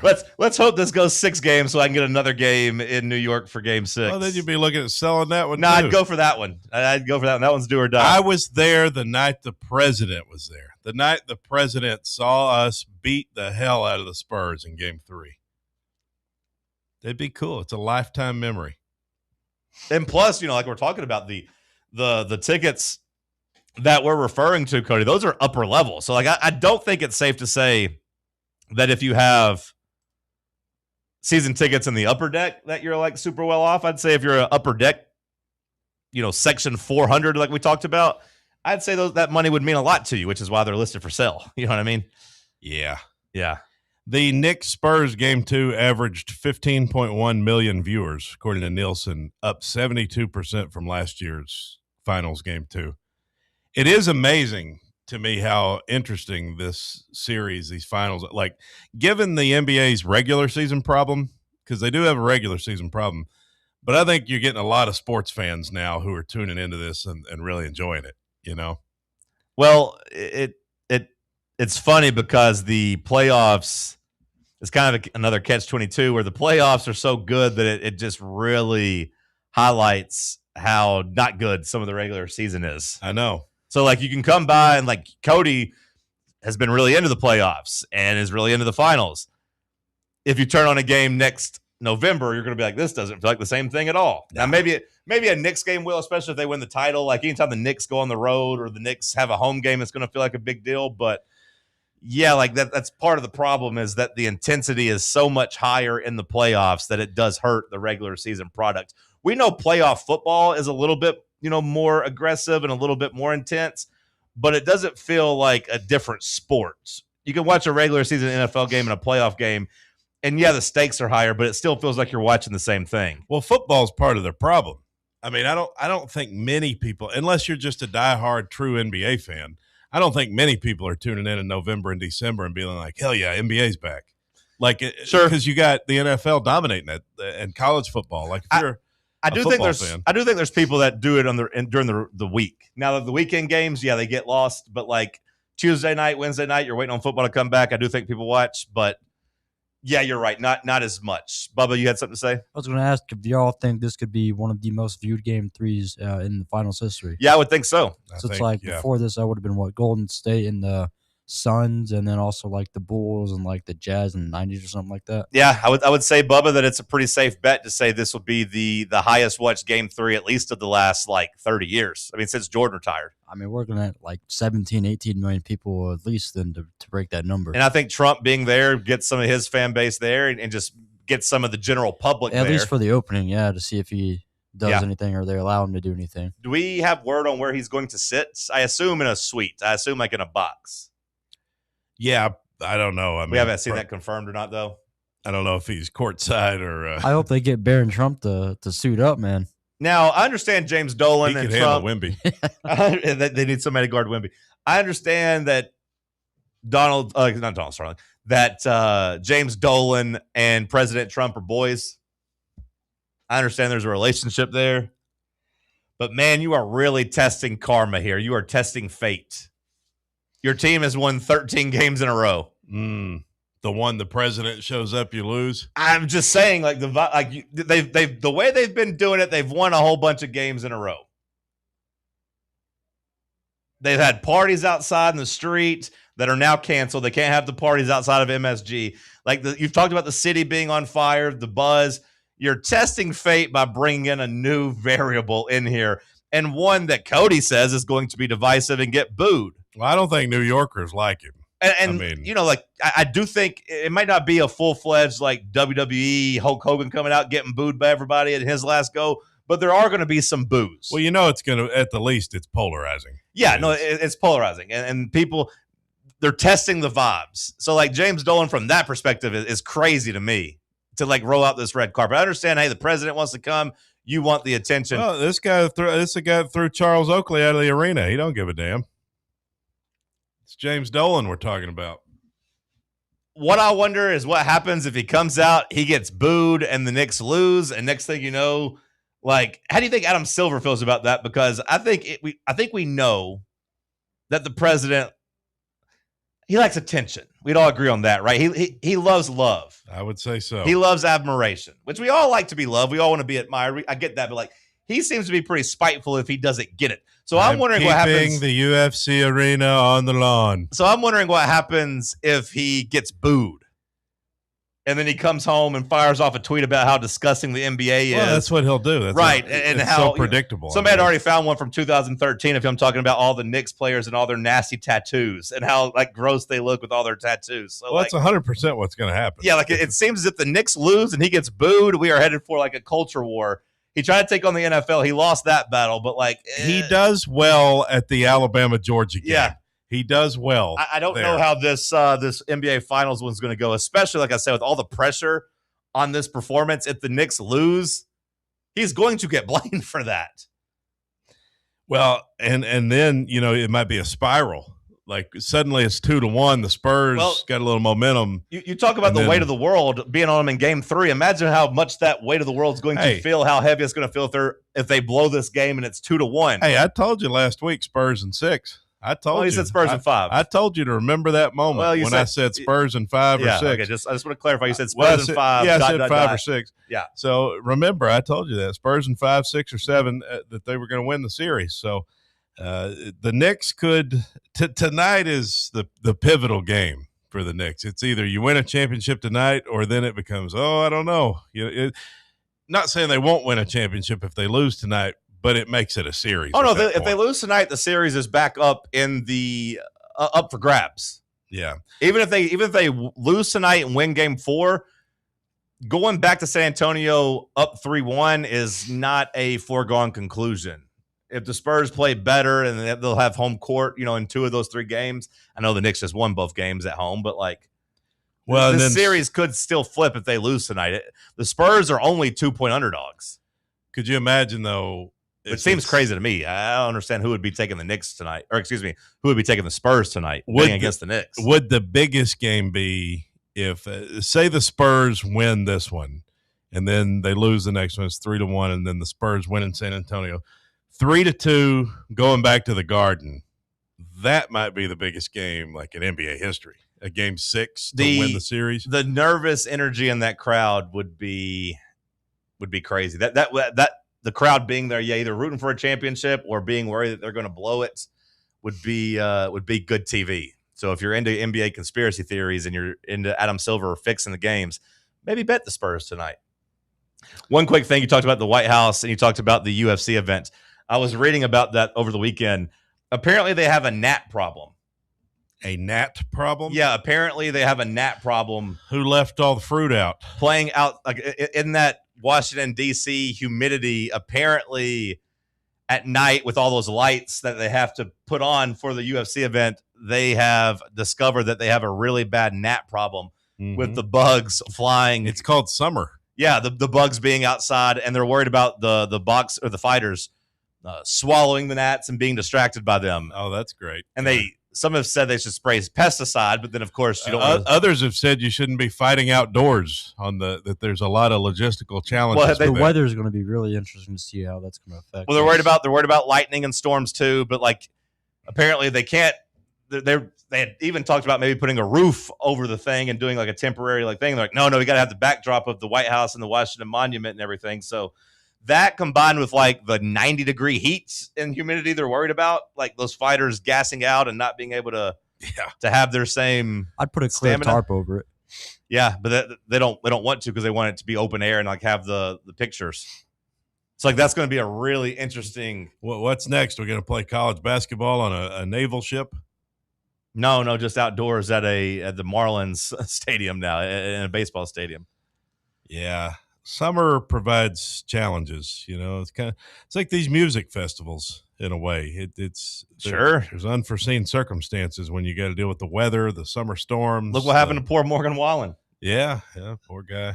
Bubba, send us a break. We'll continue the conversation as Talk Sports on Fan Run Radio. Can't get enough Fan Run Radio? Download the free Fan Run app and take the best Tennessee sports conversations with you wherever you go. Blackford Veterinary Surgery Referral specializes in surgeries not regularly performed by your pet's general veterinarian. They're currently accepting referrals from vets all across the country. With their newly renovated state-of-the-art surgery center and highly trained staff, clients can rely on professional and thorough care. If your vet says that your pet needs surgery or rehab, ask for a referral to Blackford Vet and let them get your best friend back on its feet. Located conveniently in West Knoxville. For more information, visit blackfordvetsurgery.com. What kind of day is it? It's a White Claw day. Grab a pack, grab your friends, everything else in life can wait. Your friends shouldn't. Let's go. White Claw. Grab life by the claw. Please drink responsibly. Hard seltzer with flavors. White Claw Seltzer Works, Chicago, Illinois. Are you thinking of buying a home but don't know where to start? Well, call VFL Josh Travis, your local mortgage expert with Foundation Mortgage, based right here in Knoxville. Whether it's your first home or your forever home, he'll keep the process simple every step of the way. To get started, visit mortgagebrokerjosh.com or call 423-312-9777 today. Foundation Mortgage Company, LLC is an equal opportunity housing company. NMLS number 1387311. Welcome to Axle Logistics, where excellence isn't just a goal, it's an energy. As a leading third-party logistics company, Axle is powered by an award-winning culture built on a work hard, play hard mentality.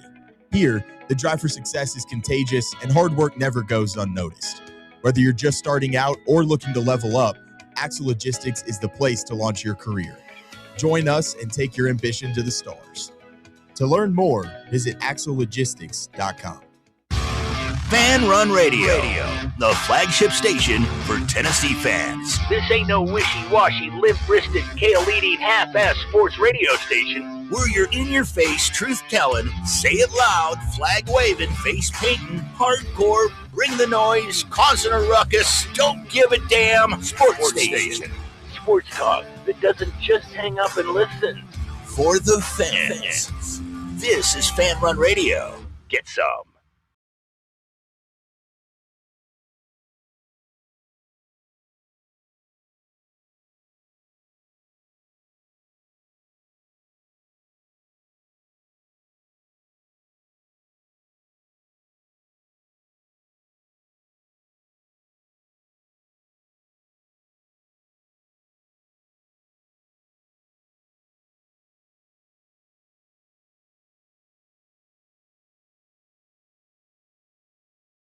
Bubba, you're even more of an NBA casual than Cody, I would say.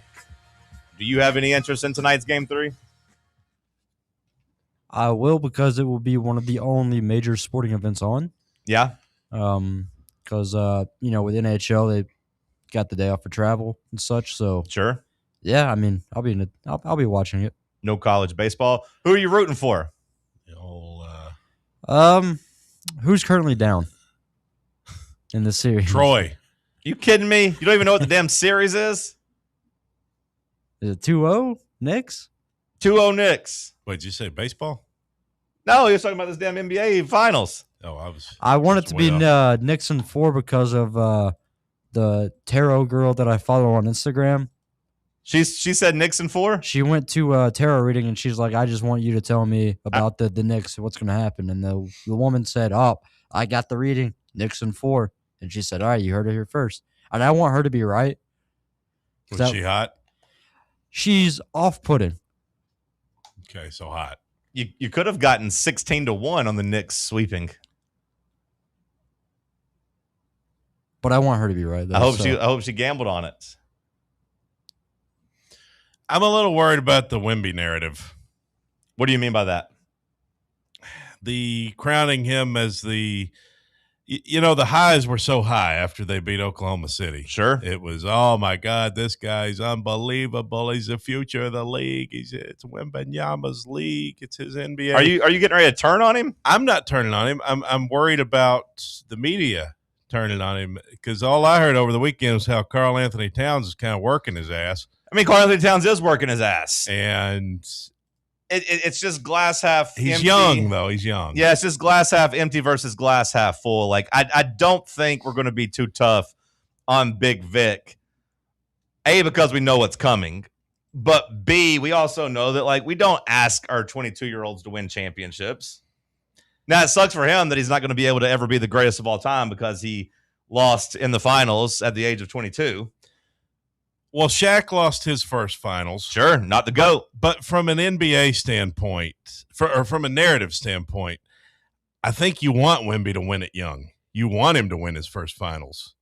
So he becomes that villain down the road. Well, I would say from a storytelling standpoint, I would say no. Because the best villains are people that you love first. For the most part. Don't you need to praise them and love them first before they become the villain? Yeah, the problem is I'm a little worried that we don't have a 3-hour movie with him. What do you mean? He's 22 years old. You think his body's going to give out on him? Yeah. Every Within 7'6" guy. He's a freak. Within like 7 years? You don't think we got 7 more years with him? How long did Yao Ming last? How long did Andre the Giant last? Yeah, but Andre the Giant had a medical condition. They said he wasn't going to live long. Yeah, he was a He only made freak. it till 42 or 43. Yeah, his medical condition, Nacho Man Randy Savage, is that he was a freak, just like this Wembanyama's a freak. He died at the age of 46. Right. Wembanyama could die at the age of 46. Yeah, but he had like the whole where his glands kept Pituitary. growing. Yeah, what do you think Wemby's got? He's 7'6". He's I don't got think something wrong. I don't think he still has that. I think he's just tall. He's got something wrong. You don't get to be 7'6" and not have some genetic flaw. I think we still need, I don't think you rush it. I think from a storytelling standpoint, I think we'd all still like to see the moment where Wemby gets knocked out and then comes back next year with a vengeance and wins next year. Then you praise him. Then he gets that hero's welcome. Then you can call him the villain a couple years later. Yeah. I think that's better. Maybe. Just I just don't know what the time frame is. We don't usually ask our 22-year-olds to win. But that's what would make it special. If anything, I would say that Wemby's going to get picked apart for his game, which I think is ultimately probably going to make him better if they lose. Because if they lose right now, what's going to get talked about is A, how Karl Anthony Towns punked him. But B, you already saw it at the end of game 2. Brother, when you need a bucket, why are you shooting 2 15 to 20 foot jumpers? Get your 7'5" ass in the paint. Get your big ass down there by the rim where you belong. Did you see the, narrative that people are trying to start on social media where they want Wemby to learn the hook shot? Yeah, it's always so funny. It's great PR for Hakeem, or not Hakeem. Excuse me. There's 2 things. You either want a big man to go to Hakeem's Footwork Academy and learn Hakeem Olajuwon's footwork, or you want to send them to Kareem's Hook Shot Academy, as if those 2 guys just aren't like super special, as if the hook shot is so easy that we've only had one guy ever like really perfect it. It's such a cool shot, though.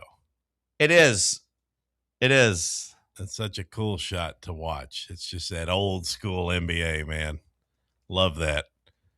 I do want him to bring it back. You get this big Frenchie out here. Watch the bottle come off my fingertips. I don't know how he sounds. I want to say I saw somebody do a statistical breakdown, though. Yeah, like a vampire. And that Kareem pretty much only hit like 53, 54% of those hook shots. Yeah. We talk about it as like being an unguardable, like awesome shot, but like he didn't hit them all the time. It just looked cool when it went in. But either way, like if Wemby wins or loses, we'll see tonight what happens. But like, yeah, the narrative there about Wemby is, hey, get your big ass closer to the basket and stop trying to be Kevin Durant. Yeah, we get it. You can dribble, you can shoot threes. How about you go to the rim and dunk the ball? Yes. Grab some rebounds and put them back in. Don't be a finesse player. Be a tough player. You'll see that get talked about. Because, I mean, he gagged the game away. He gagged game 1 and game 2 Both away. games, he's either bounced the ball off his foot or made a dumb turnover. The second game, he threw the pass to the guy and it went out of bounds. Well, game 1, he also just missed a couple shots down the stretch. I mean, he's hunting for threes. He had a couple of really, really bad shots in both game 1 and game 2. But again, I don't think we're going to crush him too much for that, just because we don't ask our 22-year-olds to win a championship. Yeah, now, it's going to be a little bit different for him compared to Shaq and him compared to LeBron, whereas he's a favorite in this series. Like, he is supposed to win this series. They were favored on paper. So if they lose, it's going to look like they squandered home court and, a great chance to win as the favorite. Even though when I watch these two teams, the Knicks seem to be better to me. I mean, I know it's easy to say when they're up 2-0, but like they just play better as a team. They definitely look better, which is wild because the Spurs were minus 220, something like that. Yeah. And I think part of that is just because a lot of the NBA casuals for the last couple of years have just maintained that the Western Conference is just so much better than the East, and that's just not been the case, and I've been trying to tell everybody. Well, that's the narrative that got me. Yeah, it gets everybody. That's what got me when I said, well, because the Knicks, they didn't even play the top two teams. They didn't play the Pistons or the Celtics. Casuals like you and William Pattison and like some other people, like, it's always talk about the Western Conference, That's what the guy on the radio said. I know it's what the guys on the radio say, but they don't watch the games as much. They don't actually pay attention. The East really could be winning 3 in a row over the West. Like if Tyrese Halliburton didn't tear his Achilles last year, there was a chance the Pacers are going to beat the Thunder last year and we'll be looking at 3 straight Eastern Conference champions. Yeah. It did go to 7. And just from the Spurs in particular, like I tried to kind of warn you a little bit before and just said, hey, important to note, I know we're crowning the Spurs, but like they did kind of have a charmed path here by the Thunder's, 2 of their 4 best players being hurt and the Timberwolves, having their best player be hurt while also their best wing, or maybe not best swing, but like, they had a very important player tear his Achilles. Well, I'm glad that the Thunder were not there. Sure. The Knicks would not have matched up as well with the Thunder. Especially a healthy Thunder team. No, the Thunder probably win the championship if they're healthy. Probably. But I can't say that for certain because the Knicks have just been playing really good. And all of a sudden, the goofy Villanova synergy doesn't look that goofy anymore because they do look like a championship franchise. I do like that angle of it. Or a championship trio of these guys who are there together and won together, that know how to play in big moments, that have each other's backs, that love each other, yada, yada, yada, that all have the same mentality. Josh Hart, Jalen Brunson, and McCall Bridges, they all seem to be kind of wired the same way. I do like that angle of it, and I like that coach, too. Mike Brown? Yeah, they were talking about his adjustments. Mike Brown's a good coach. The way that he works with Brunson and Towns because like they can move Towns into different – he's a versatile player. That like sometimes they got to rely on his offense, but other times they got to rely on just him being a defensive player. Well, the redemption for Mike Brown is going to be nice because Mike Brown is a good coach. But hell, even if you just go back and look at the discourse after Game 2 against the Hawks when they lost, Knicks fans were ready to fire him. Yeah. But like he has kind of, saved that and kind of gotten it, on the right track. But like his redemption's been great. But I got to say, sometimes in sports, you just get a perfect story or like a perfect guy to root for. And I do feel that way about Karl-Anthony Towns. And look, I'm probably not as guilty as everybody, but like the talk of Karl-Anthony Towns being soft and, not being able to win, paying him $60 million. That does seem like he has gotten better as a player and he's ready to flip that and change that forever because not only is he outplaying Wembanyama, but he's physically punking his opponents. And like you kind of see why he was the number 1 pick and why he was so, highly sought after because he's a big man who can drive and dunk on you. He's a guy that can shoot. He's a guy that can pass. He's a guy that can play defense.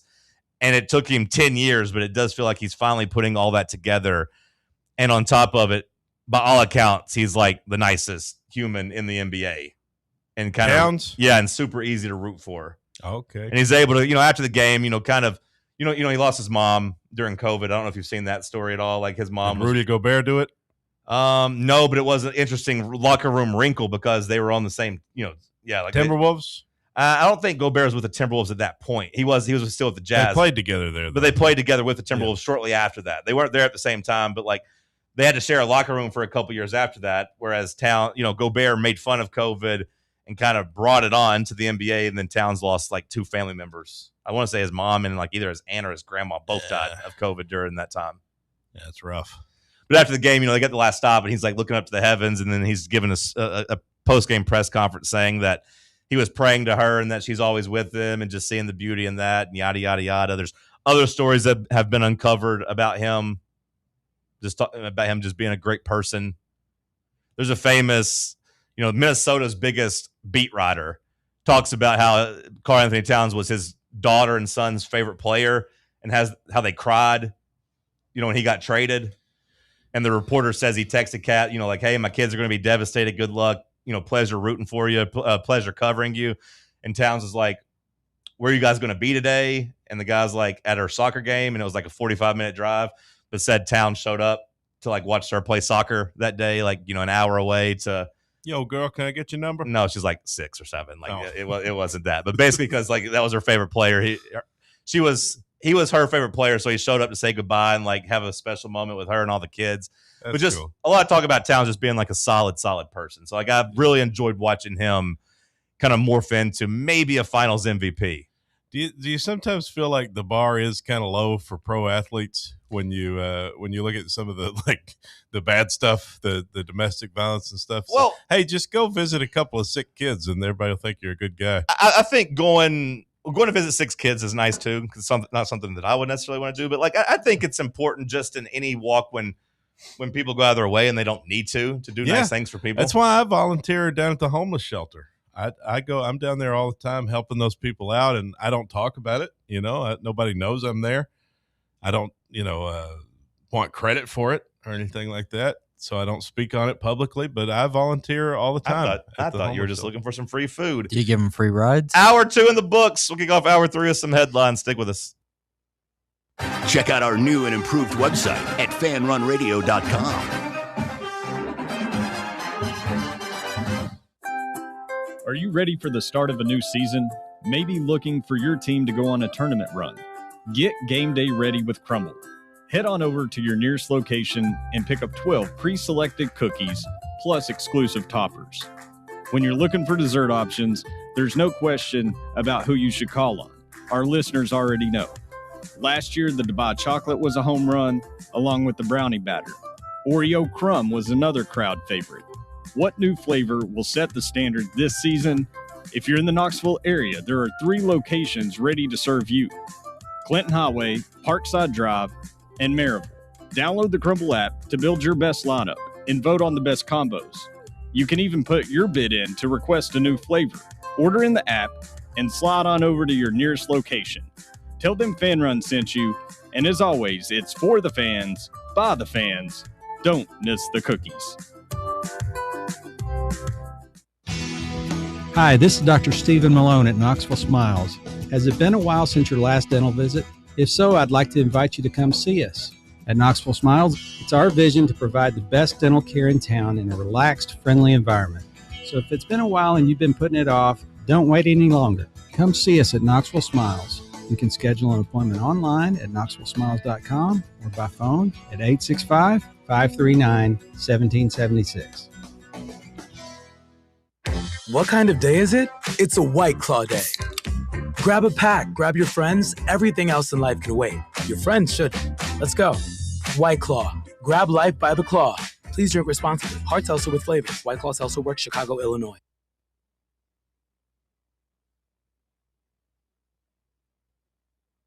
The more you listen to your kids, the closer you'll be. So we asked kids, what do you want your parents to hear? I feel sometimes that I'm not listened to. I would just want you to listen to me more often and evaluate situations with me and lead me towards success. Listening is a form of love.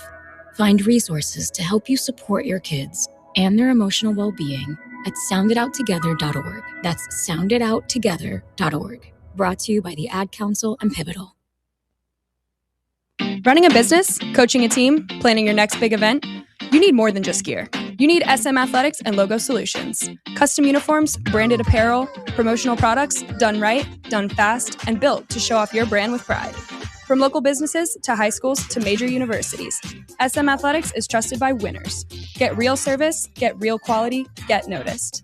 SM Athletics and Logo Solutions, where your brand comes to life. Visit smathletics.com and let's build something great together. Are you ready to show off that confident, radiant smile you've always dreamed of? Well, here at Knoxville Smiles, we're ready to turn your dream into a reality. At Knoxville Smiles, we're more than just a dental practice. We're your partners in achieving optimum oral health. From routine cleanings and checkups to advanced cosmetics and restorative procedures, we offer a wide range of services in an environment that makes every visit a positive and comfortable experience. At Knoxville Smiles, it's about more than just treatments. We're focused on creating a welcoming environment where you feel like family. Our state-of-the-art facilities are designed with your comfort in mind, and our friendly staff is always ready to address your questions and concerns. Don't wait any longer to achieve a beautiful smile you deserve. Schedule your appointment at Knoxville Smiles today and take that first step towards a healthier, happier you. Call us at 865-539-1776 to book your appointment today, or just visit our website at knoxvillesmiles.com. You're listening to FM 105.7 and AM 1340, WKGN Knoxville, and W289CU Knoxville, Fan Run Radio. Round 3. The world's greatest radio show. The world's greatest radio show in Tennessee. Power rankings, Tuesday trivia. John Reed and Cody going wild, no Olivia. Wood grain on my leather seats. I got the whole team eating like I'm Johnny Eats. Morning booming from 7 to 10. Ay. Talk sports while I'm chewing a Zen. Ay. Talk sports while I'm riding to work. All the ops take a ride in a hearse. East Knoxville. Morning Hour number booming 3 from kicking off here in the White Claw Hard Seltzer Studios. This batch of headlines brought to you by SM Athletics. If you need any corporate apparel, if you need any uniforms or equipments for your sports teams, give SM Athletics a call. Locally owned and operated. That means they will take care of you and value you as a customer. You won't just be a number in the system like you would be at big box stores. Give SM Athletics a call at 865-966-3434 or online at smathletics.com. Hour 3 headlines. Give me the news, newsman. Thank you, John. Well, the Brewers ace, Jacob Mizorowski, pulled off a nice 103.7 mile per hour pitch over the weekend to set a record for a starter. 103.7. Fast pitch. We've got some non-ladylike behavior here in the WNBA as the police have to lead Mystics. It was a guy. So it wasn't head coach Sidney Johnson. Yeah, it was a guy, though. Oh. I could see how you could be confused, it being the WNBA and his name being Sidney, but yep, there are men named Sidney. Yep. And I don't understand why he was so mad. I watched the video. He would not let it go, though. He was trying to argue about a foul call. He was trying to protect one of his players, and the refs just kept kind of trying to run away from him, and he just kept following him, yelling. And then eventually the police got involved and escorted him out. Yep, I thought that was a woman. It was a foul call on Angel Reese. Yeah, Angel kind of had a hard foul on Sydney's player, and then Sydney wanted her. I think he wanted to escalate it to like a flagrant because he thought it was dirty. Not very angelic of her. But he was very mad. Well, how about that? Yeah, big stuff there in the WNBA. Levi Clark returning to Tennessee, says VolQuest. How about it? Tennessee's one of Tennessee's top offensive performers in SEC play. Other baseball notes: Josh Elander hires East Carolina's Austin Knight to be the new Tennessee pitching coach. A lot of positivity coming out of that hire. People saying it's a big one, calling him a young, rising superstar. So how about that? Got some love in college baseball circles. I won't pretend to be an expert on pitching coaches or pretend to be an expert on what he did at ECU, but I know his pitchers came in and pitched pretty well against us, and I know that people are high on the hire outside of Knoxville. So that's what I got for you for now. And the Mercer two-way transfer, Braden Kersey, has committed to Tennessee, says Ben McKee. Kersey was one of the best two-way players in the country this season. Hit 325 with 21 homers and 67 RBIs as Mercer's DH. Also had 6 saves as the closer. So a two-way player, Brandon Kersey. Yeah, pretty cool. I don't know if you saw it or not, but picture's gone viral. Mike Wilson tweeted it out about Braden Kersey posing for a picture with Josh Dobbs back, many, many years ago. His mom was the principal at Alpharetta High School where Dobbs attended. Dobbs, had a relationship there and I guess came up for his last game, all decked out in Tennessee gear back in the day, and then now getting to wear that orange. He's the boy there? He's the boy there. Well, how about that? Now, I don't know if that means that he was a Tennessee fan or else if he was just, supporting Josh Dobbs. I would assume they probably became fans because of Josh Dobbs, but now he gets to put on the orange himself. Speaking of Alpharetta, have you seen these Germans down in the Georgia area and Chattanooga? Have you seen the chatter about the Germans? The Germans, the like World Red Dawn type of situation? No. They're invading? The World Cup is coming up. How they're how they are getting a crash course in like Southern hospitality, Southern cuisine. Yes. That's been interesting to see in different places. I think the Germans were scared though, right? Of Marta. I believe that's one of the posts I saw is that the Germans were scared of. We do not like getting on buses to unknown places. I think they were basically like, hey, be careful of this place. This is weird. My grandmother got on bus and it was not good for her. The bus arrived empty.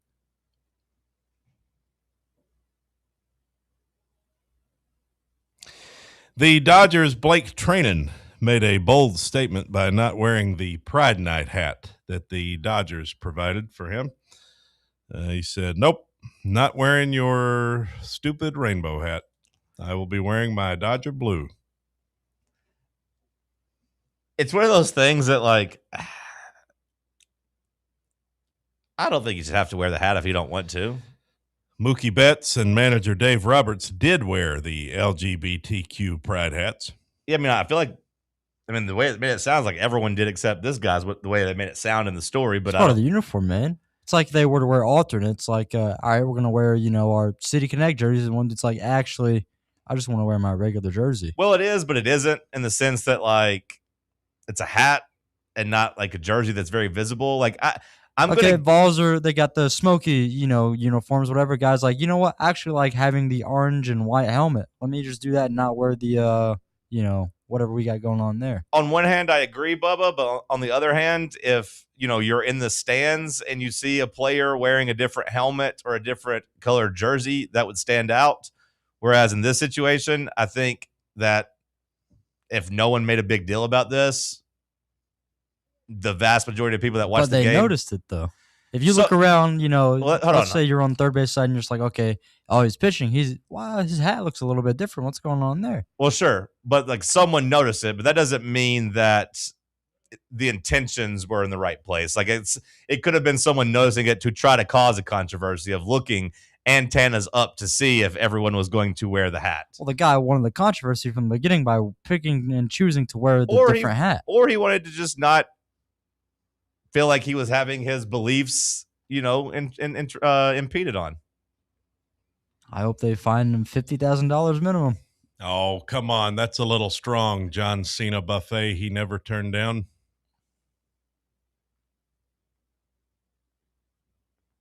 Now, I do wonder how the people in the locker room feel. Like you're talking about the uniform, like if his teammates have a problem with it, of like, come on, man, don't draw attention to yourself. Don't be a distraction. We all did it. You should do it too. Like I'm interested in that part of the sports story. I think half the Dominicans that, need a translator, they're just like, here for baseball. That's a little offensive, Bubba. But like if his teammates don't have a problem with it, then I don't have a problem with it. If his teammates said like, hey, you made it about yourself, that's not what teammates do, then I think it's worthy of discussion. Otherwise, I ain't wearing this damn rainbow hat. Well, they say I'm a bleeding heart liberal, and I ain't got a problem with it. Like, if he didn't want to wear the hat, they say, I don't think he had to wear the hat. If he's willing to stand up and say why he didn't want to wear the hat and stand by it, I'm good with it if it was his beliefs. If he's trying to get like a retweet from Clay Travis and did it to try to be like a martyr of sorts, then I think it's lame. A martyr, like Chrissy Freud. Yeah, just someone, if he's trying to be like, oh, now they're persecuting me because of my beliefs, I think that's lame. Morgan Wallen pushes back on Instagram against rumors of low sales and his early exit, stressing his team's safety call and empathy for those affected by storms elsewhere in Pennsylvania. So just because the storms did not hit Pittsburgh, he says other people in Pennsylvania were affected, and it was the call from my safety team, and it wasn't because of low ticket sales. Low ticket sales, that would be surprising. That was one of the rumors, I guess. He pushed back against that. I mean, he called it nonsense. Well, look, I'm not a huge Morgan Wallen fan, but like I feel like I've seen enough to know that the guy sells tickets. Yeah, he sells tickets. Now, he was doing 2 nights there. I don't know if you knew that. Like, that was his second night. You talked about him throwing the security guard's phone. That was in Pittsburgh, too. So, like, maybe he didn't have great night 2 ticket sales. But typically, you don't do a second night unless the first one sells out really, really quickly. So I'd be surprised if it was ticket sales related. I think it'd be much more likely that he just partied and didn't feel good the next day. It's kind of what I always feel like when he cancels those shows. Mm-hmm. A little too much booze. Well, that's what he did at Ole Miss, a couple years ago. I'd say that would be more likely. People went and uncovered and found out that his private jet or whichever one he was flying on was off the ground by like 2:00, like way before they made the announcement of the weather, and like didn't wait long enough to see if the weather was actually going to be a factor. He had made up his mind like he was leaving and basically made them delay the announcement until he was already in the air and gone. Somebody dug into that. Yeah, I mean, you can easily just track people's, planes online, and the one that he was in was gone. I want to say by by 2:00. AK, he never had intention of sticking around to see what the weather was like. That's a good way to make enemies. I mean, I like reading the replies during this time, and a lot of people like talking about how they spent $1,000 traveling and getting an Airbnb and all this stuff, and how that's not refunded just because the ticket sales are, and how they'll never listen to him again, and yada yada yada.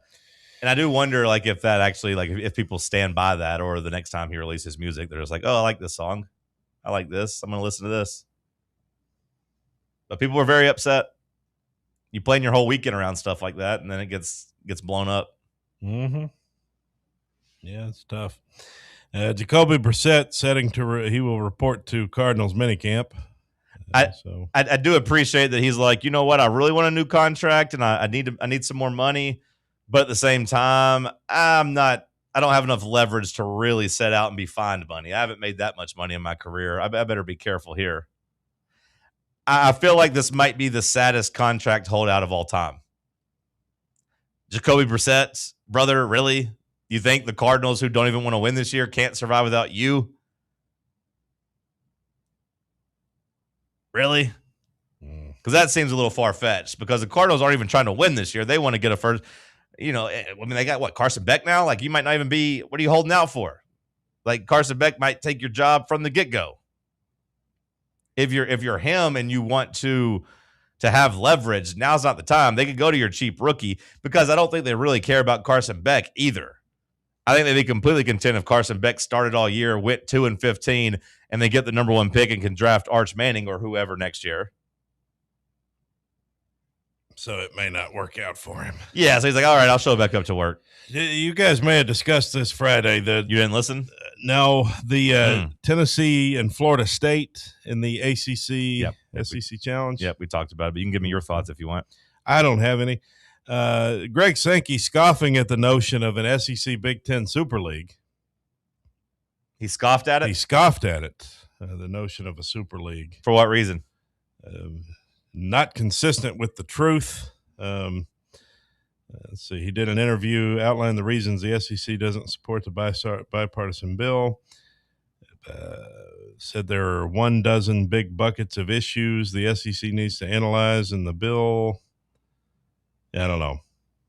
He was on with Feinbaum. It says he scoffed at the idea of a Super League. Well, it's funny because I feel like there's probably a hidden message there of him just being like, we're not pairing up with the Big Ten. We hate the Big Ten because they're kind of beefing right now. Mm-hmm. I feel like if you'd have got them like 3 years ago and them and the Big Ten were on the same team, they might have said that. But now he's mad at the Big Ten for trying to strong arm him in the playoff. So Sankey probably feels like he doesn't really have any allies right now, so he's not going to put the Big Ten over calling them a Super League. If I'm Sankey, I'd just say we're a Super League as it is right now. The SEC is a Super League. We are the league. Look at that. We just put 5 teams in the damn in Omaha. That's more than half the field. Yeah. We're a damn Super League. Don't get it twisted. And did you see the fantasy football league punishment for the guy who had to trick or treat? I did. I got multiple messages sent to me about it because people are saying that we should make you do it. The guy who finished last place in his fantasy Bubba, league. Horn me. Find the horn. Had to trick or treat in June.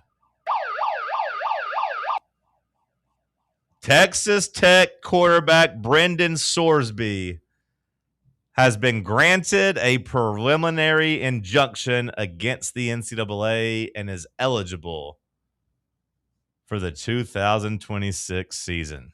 Say what? Brendan Sorsby is going to get to play football.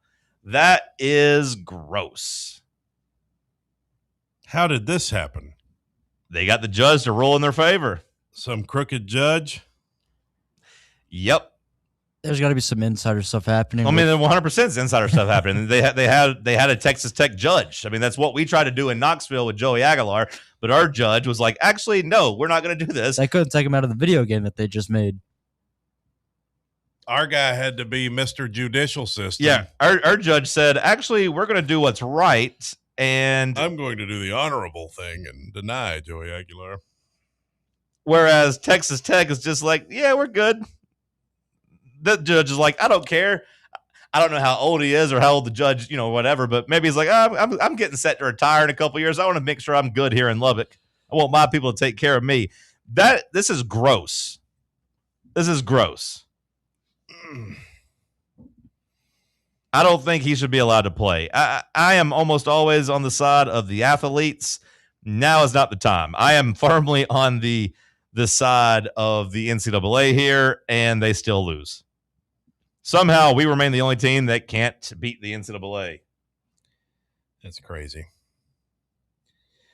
Someone on Twitter wants to know, does the girl get naked in Obsession, or can he disregard the entire film? She does not get naked. No. I would not say to disregard the film because she's still pretty attractive throughout the film, but she does not get naked. Well, that's too bad.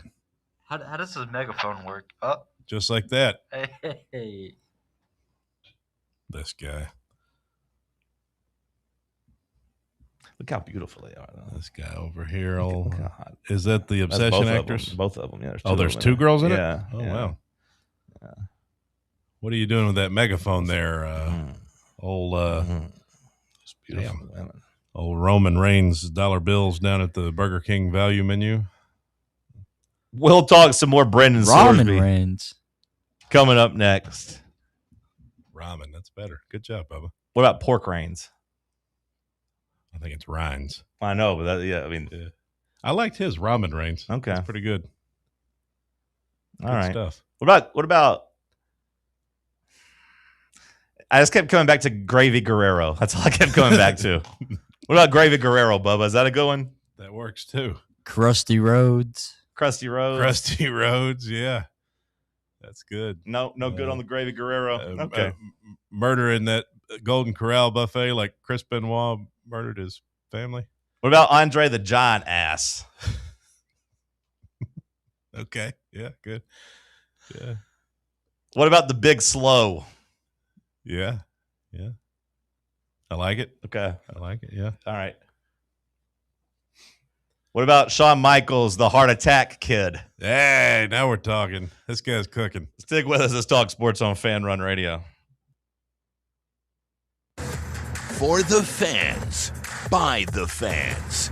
This is Fan Run Radio, Knoxville. Located in Knoxville's historic Old City, Barley's offers great food, live music, the best draft beer selection in town, and now your new favorite place to watch sports. Their indoor projector is perfect for any weather, and they've revamped their upstairs area with more TVs to take in all of the action. Their menu features hand-battered chicken tenders, juicy burgers, fresh salads, and the tastiest pizza in Knoxville. You can enjoy their happy hour drink specials daily from open until 6 p.m. Barley's Tap Room and Pizzeria. A brand built in Tennessee and born from the love of the game. Inward Half revolutionizes golfing comfort. Crafted by a former pro and dedicated enthusiast just like you, our luxury performance wear guarantees you stay cool and comfortable through every swing and every day. We're not just a brand. We've set out to create a lifestyle for those who understand that impeccable style and premium performance are a hole-in-one. Enjoy the walk-in with Inward Half. Are you thinking of buying a home but don't know where to start? Well, call VFL Josh Travis, your local mortgage expert with Foundation Mortgage, based right here in Knoxville. Whether it's your first home or your forever home, he'll keep the process simple every step of the way. To get started, visit mortgagebrokerjosh.com or call 423-312-9777 today. Foundation Mortgage Company, LLC is an equal opportunity housing company. NMLS number 1387311. Your tax refund belongs to you, not an identity thief. Over $6 billion in tax refunds were flagged by the IRS for possible identity theft last year. If you're in a bind this tax season, LifeLock can help. They monitor and alert you to identity threats you'd miss on your own, even if you're careful with your personal information. And if you do become a victim of tax-related identity fraud, LifeLock has U.S.-based restoration specialists ready to help solve your identity theft issue. Plus, all LifeLock plans are backed by the $1 Million Protection Package, meaning LifeLock will reimburse you up to the limits of your plan if you lose money due to identity theft. Let LifeLock help protect your financial info, so all you have to worry about is what you do with your tax refund. Go to LifeLock.com, save up to 25% off your first year. The promo code is HERD, promo code HERD, to save up to 25% off your first year. LifeLock.com. Identity theft protection starts here. White Claw is taking hard seltzer to new heights with White Claw Surge. At 8% alcohol, White Claw Surge is a stronger wave of refreshment that doesn't compromise on taste. Available in 4 bold waves of flavor like ripe blackberry, citrusy blood orange, zesty natural lime, and tart cranberry. Check out your favorite retailer in-store and online for the White Claw Surge Variety 12-pack and 16-ounce single-serve cans. White Claw Surge. Please drink responsibly. Fan Run Radio, where Big Orange Country comes to talk sports. Start your morning off with your daily dose of talk sports with John Reed and Cody McClure from 8 to 11. Then it's Tony Basilio from 11 to 1. The Playbook with William Pattison from 1 to 3. And The Drive from 3 to 6. It's 10 hours of hard-hitting local sports radio every day, right here on the flagship station for Tennessee fans. This is Fan Run Radio, Knoxville.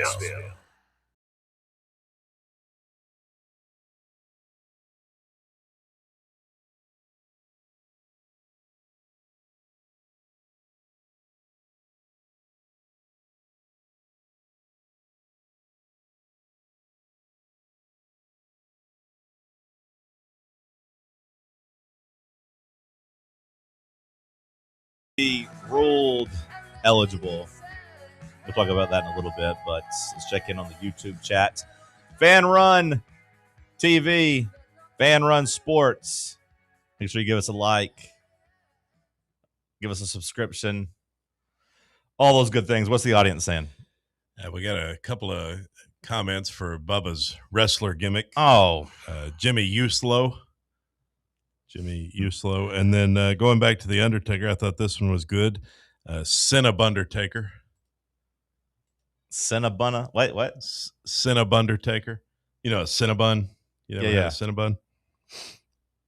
I thought it was good. Okay. Cinnabundertaker. Let us know If you got any others you'd like to send Bubba's way. Oh, I thought you had something that they had said about Brennan Sorsby.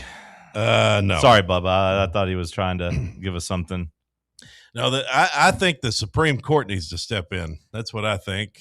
And I don't know if that makes sense legally, if they can do that, or if that's even a possibility. Not sure how any of that works.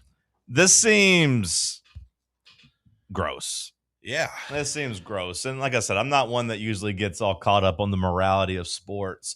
But like for the last 100 years, we've pretty much had a uniform rule. You can't gamble on your team. You can't gamble on the sport. You can't gamble on your team specifically. He did both of those things. That's been a rule we've had. Well, they always talk about Pete Rose is rolling over in his grave right now. They always talk about precedents in the legal system, you know? Right. Why couldn't some other guy now go out and on his team? He could, as long as he could play. He could 100%. What we've pretty much done, I'm not a lawyer, so I mean, if this isn't 100% factually, correct, excuse me, but the way it feels like, right now is you can literally do anything you want as long as you can find a judge to be on your side. Yeah, what is this? The Wild West? You just need one judge that will be like, you know what? We agree. This will cause you damage. You having to sit out, because that's what the ruling said is. We have found that he will suffer a probable, imminent, and irreparable injury if the court does not let him have this temporary injunction. I mean, it's as long as you don't murder somebody, I mean, it's at the point where and who's to say Lane Kiffin couldn't shoot a guy in the streets of Baton Rouge? Well, honestly, at this point, it does feel like as long as you were out on bail, that they could get a preliminary injunction to let you play football while you await your trial. Make you do a 1-game suspension? Well, that's funny you say that. Sorsby has to sit out for 2 games, apparently, as a part of the ruling. Oh, really? So what first 2 of the year? Yeah. Probably 2 very difficult games. No. Aren't they playing Texas? Aren't they supposed to play Texas early in the year? Well, it is funny that don't want to do that anymore, huh? It would be funny if Texas was like, yeah, we'll get on that schedule. Let's go. Yeah, it would be. But I think they were prepared to do that even without Sorsby being eligible as they play their game of chicken. But the judge said that he will suffer because he will, quote, number one, not be able to benefit from the elite coaching, training resources, camaraderie, and regiment that only being a member of a D1 college football team can provide. They have camaraderie in jail. Build the skills necessary to maximize his own success during the college football season, as well as that of Texas Tech's football team and each of its players, or make an informed decision regarding whether to enter the supplemental draft. It is crazy to me, like I said, that it does feel like Tennessee found the one judge that was like, you know what? We're not going to make a mockery of the sport. They found one in Lubbock. Ole Miss found one in Oxford. It just goes back to us being unwilling to bend the rules. It's the same as with the tampering and whatnot. We think we're better than that. We won't bend the rules like some other places will. I want to bend the rules. I want Tennessee to do everything possible to win, even if it means we got to be a little deceitful, a little greasy. It's an outrage. Jeremy writes, Hulk Hoagie. Looks like somebody didn't listen to hour number 1. Kiffin's wrecked Lexus says, this was inevitable when it was legalized nationwide. No matter what everyone believed when they told you legalizing gambling will actually help prevent insider gambling. I mean, I do think, obviously, there's other guys gambling. I don't think it takes a genius to realize that Brendan Sorsby's not the only guy doing this. It's definitely happening in other places. Yeah, but I don't know if I agree with Kiffin's Lex Rex says. I don't know if I agree because I don't think this is the only time it's ever happened. No, I mean, it's happened before. Yeah, like, I mean, I think there's been people that have gambled that have gotten away with it that haven't even got caught. So, like, right. I'm not going to blame the legalized gambling. I still maintain that it being legalized means it's more regulated than if it was just the damn mafia. You know what I mean? Or your offshore accounts in Costa Rica or whatever. Like, I do still think that legalizing it, it's easier to flush out and catch the perpetrators. That's what they thought in Portland too. They just got everybody all whacked out of their gourd. Well, like Portland, I would say people were already doing heroin in Portland before they legalized it.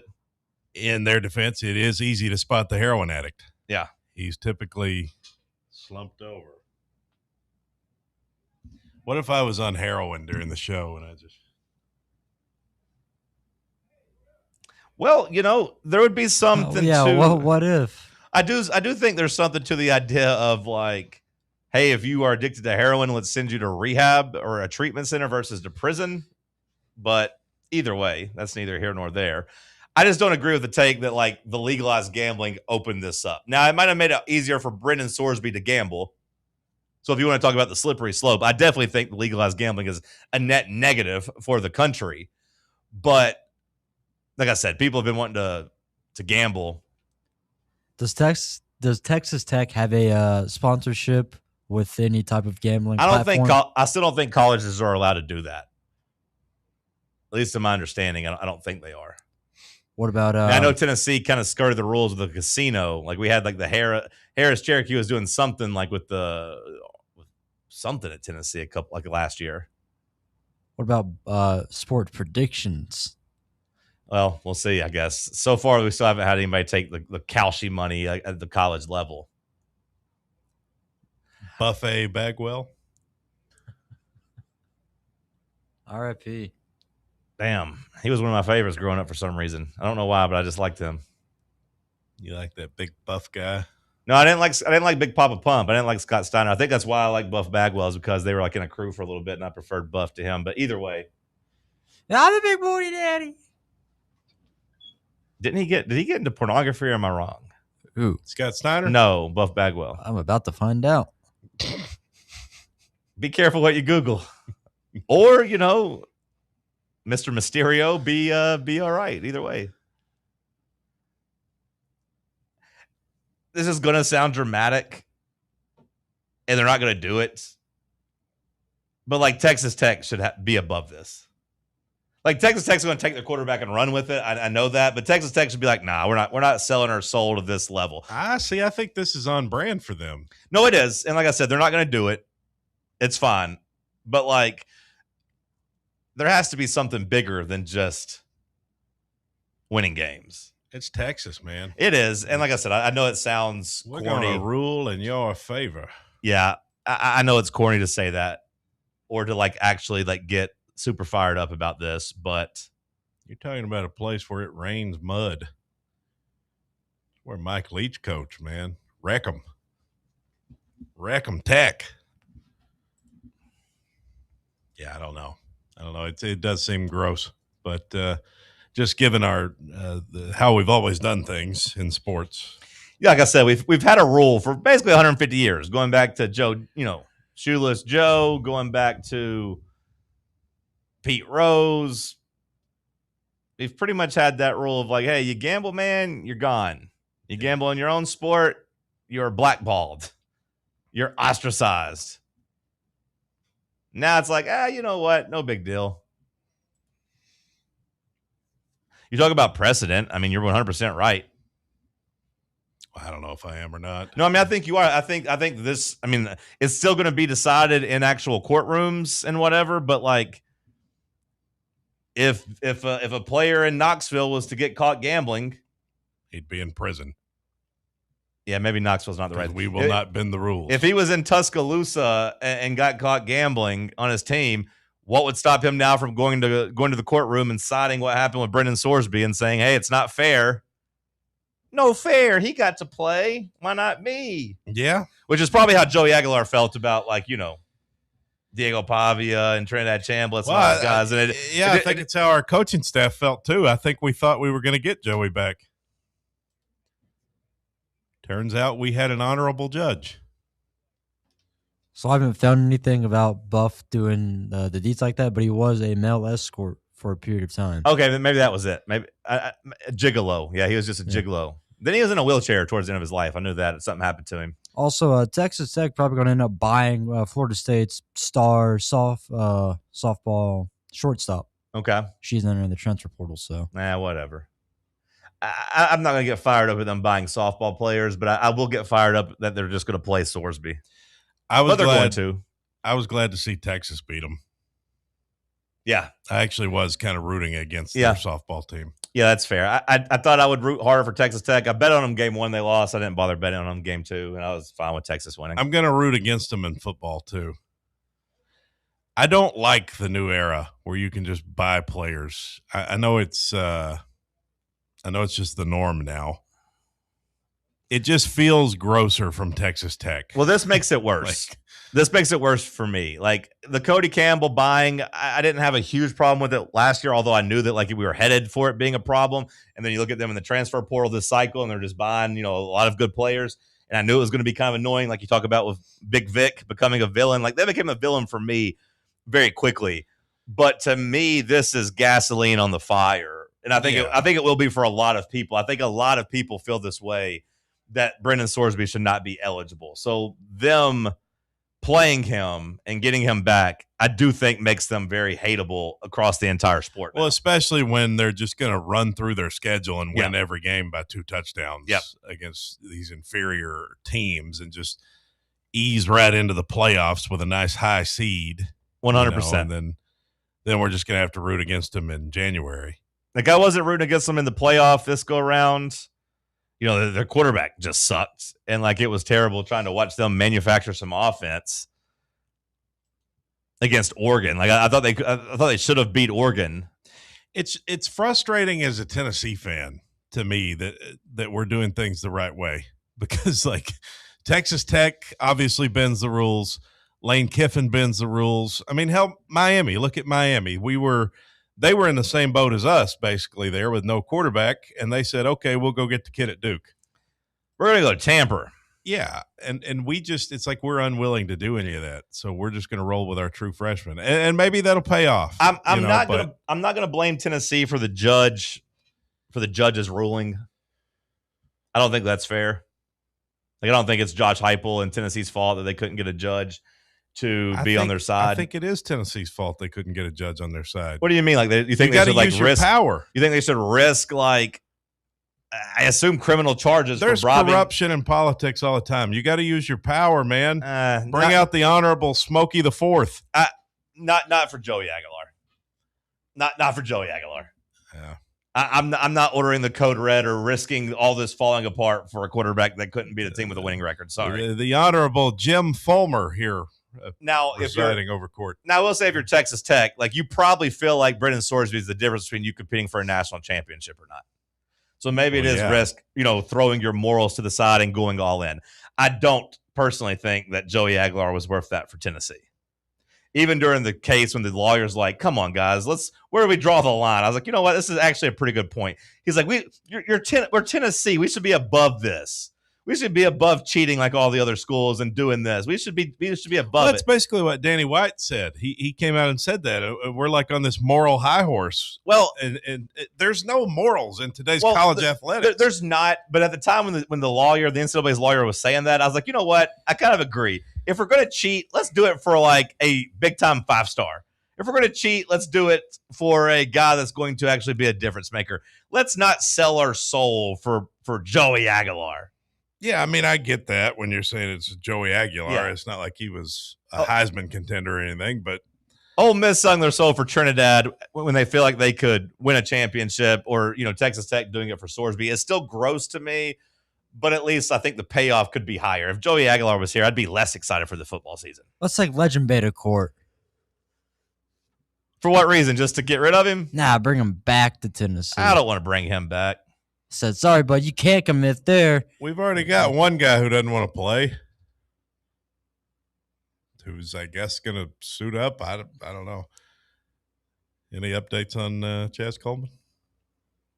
I still maintain that Chaz Coleman's not going to play here. It does feel like the people in the know haven't really changed their tune on that. But this is legitimately shocking on Sorsby. I'm appalled.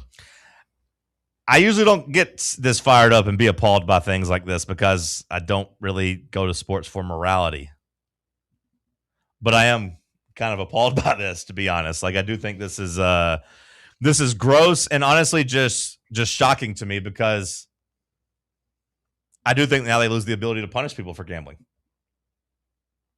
Well, as long as your city judge has your back, then players can do whatever they want now. Yeah, just don't murder nobody.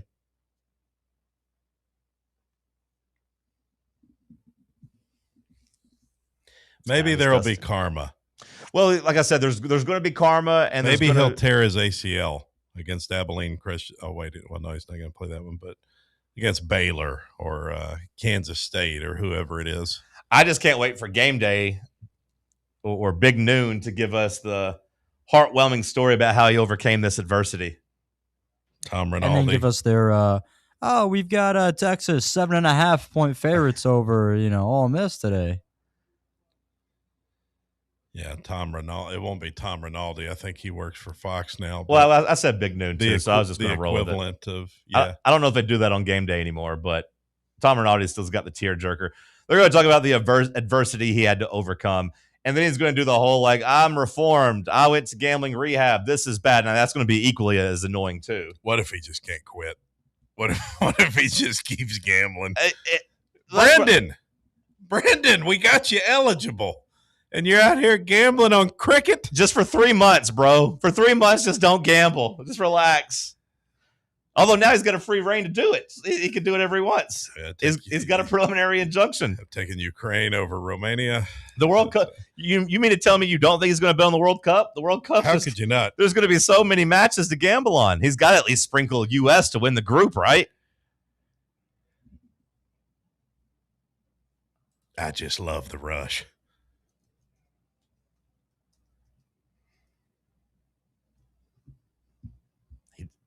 But I don't want him doing the whole, kind of like the whole Tiger. Oh, I'm a sex addict. No, you're not a sex addict. You like sex and you got caught and you're trying to save your image. Too, like Tiger. Brendan Swords is going to do I'm the gambling addict. No, you like to gamble. You love it. You just had to do something to try to get your eligibility back. Once you got up to like accusation number 17, 18, Jesus, Tiger. We could have understood 3 or 4 of them, but there's 18 women coming out here. Yes, I slept with Tiger Woods. I loved it. The best of both worlds with Tiger.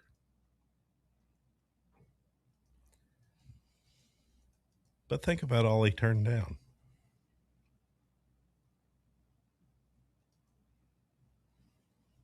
Just a crazy turn of events. Yeah, what are you going to do? We need a good villain. Yeah, we can root against him in the national championship game. Texas versus Texas Tech national championship, just like softball. Turns out oil money was very important all along.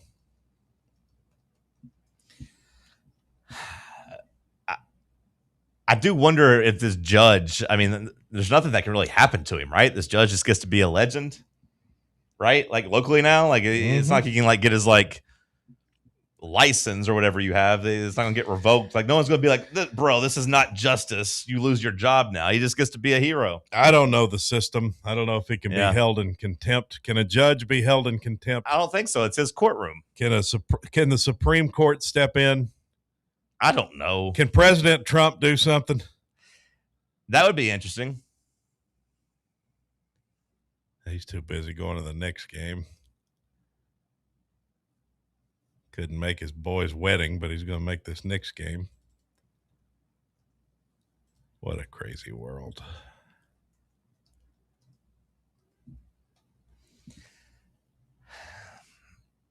Jake writes in, is it bad that I'm kind of proud that Tennessee didn't sell their soul? Yes. Well, it kind of goes back to what I said. If we're going to sell our soul, do it for somebody good. Do it for somebody that's going to win a national championship. This year's national championship game brought to you by Exxon. British Petroleum, Shell. We just need more money. We need to start drilling. We got oil here. Hell, we just got $130 million from an oil man. To the damn business college. Yeah. That needed to go right into Josh Heupel's pocket. Yeah. To buy a roster. We got oil money, though. Hell, we may not have Cody Campbell oil money, but the damn Haslam's. What are we doing giving $130 to the damn business college?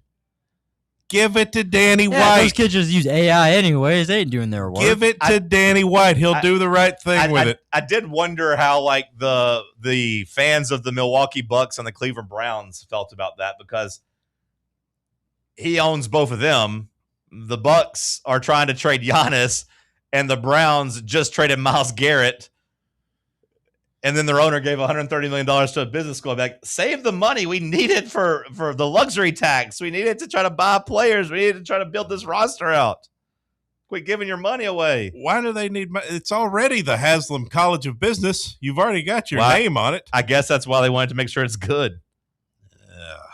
I guess that's why they want to make sure it's good. If I don't put my name on it, I do want it to be good at least. I mean, they're already building a brand new building right there across from the current business college. Last call on the other side. Stick with us.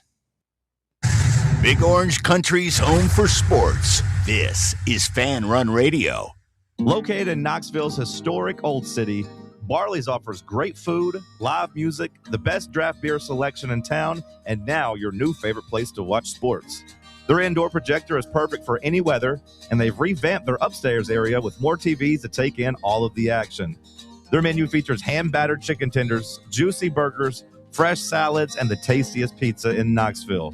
You can enjoy their happy hour drink specials daily from open until 6 p.m.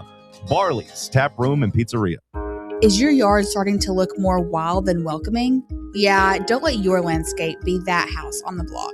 At ECR Total Landscapes, we make sure your outdoor space is something you're proud of. From de-weeding flower beds to leaf blowing, trimming, mulching, and more, completely customizable to your property's specific needs. We'll handle it all. Why spend your weekends sweating it out in the yard when you can just sit back and enjoy it? That's the ECR difference. And right now, new customers can get 10% off your first month of our monthly maintenance package when you sign up for a full calendar year. That's right. Consistent, reliable service at a price that makes it easy to get started. No sweat, no hassle, just a better looking lawn week after week. Call ECR Total Landscapes today and mention promo code FANRUN to save 10% on your first month. Call 865-384-2012 or visit us online at ecrtotallandscapes.com. Citizens National Bank. Experience the thrill of traveling with C&B's exclusive travel program. Customers age 50 and above with a Plus Perks checking account can participate, ensuring a safe and delightful travel adventure. Take a day trip or an overnight trip. Travel domestic or international. C&B is always on the go. Citizens National Bank. Banking never felt so good. Member FDIC. Running a business, coaching a team, planning your next big event, you need more than just gear. You need SM Athletics and Logo Solutions. Custom uniforms, branded apparel, promotional products, done right, done fast, and built to show off your brand with pride. From local businesses to high schools to major universities, SM Athletics is trusted by winners. Get real service, get real quality, get noticed. SM Athletics and Logo Solutions, where your brand comes to life. Visit smathletics.com and let's build something great together. Hey, Vols fans, Cody Brown here. I grew up right here in Tennessee and know what it means when someone says, I've got your back. That's why you can trust Farm Bureau Insurance of Tennessee. Whether it's your home, your vehicle, your family's future, or the business you built from the ground up, we will show up for all of your insurance needs. We are Tennesseans who understand what matters, which is doing right by you. Insurance is not all about just paperwork and policies, but it's about the people we insure every day. So if you want insurance that hits home, give me a call at 865-992-3871. Go Vols.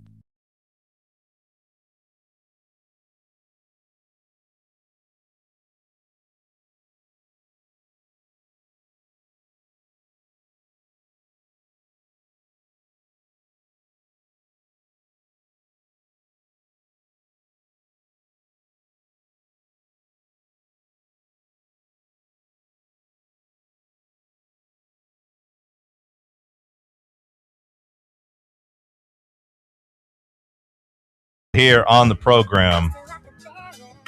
Still in shock, honestly, from the Brendan Sorsby news. Yeah, just wait till Bonnaroo gets canceled again for rain. Is that coming? Probably. Bonnaroo was a very pivotal clue on Pop Culture Jeopardy in their finale. Oh, yeah? It was a there is a music festival category, and somebody got a daily double, and they went all in on it. It was very pivotal, and it was like basically asking what Tennessee festival J. Cole headlined in 2022 or 2023. Bonnaroo. And they paused, and paused. I was like, are they really not about to get this? Then he got it. The Strokes, Grizz, Turnstile, Youngblood. Oh, wait, that's this weekend. Rufus Du Sol. Oh, wow. Teddy Swims, The Neighborhood, Noah Khan, Role Model, and Kesha. There is heavy rain in the forecast. They took last year off, right, to try to fix that, though, right? To try to fix the drainage system. I thought last year was canceled. That's what I'm saying. But like, a part of the reason they did it is because of the rain. They're like, we're going to make sure we fix this and invest in like fixing our drainage to like try to help the farm from being taken out for rain. Wouldn't they have done that when it was not the week of the festival? Oh yeah, I'm saying that. No, like last year. They're saying they took a year to try to fix it to ensure that it wouldn't happen moving forward. Is what I'm saying. Oh, I thought it was canceled because of the rain. No, it was. But I'm saying then they said like moving forward they're going to fix it. Right. So they tried to over the past year. To my understanding, yeah, they were taking the time from last year to now to try to fix it. So, like, I'm saying I don't know if the rain will cancel it this year or else they'll try to power through it and see if their improvements actually helped.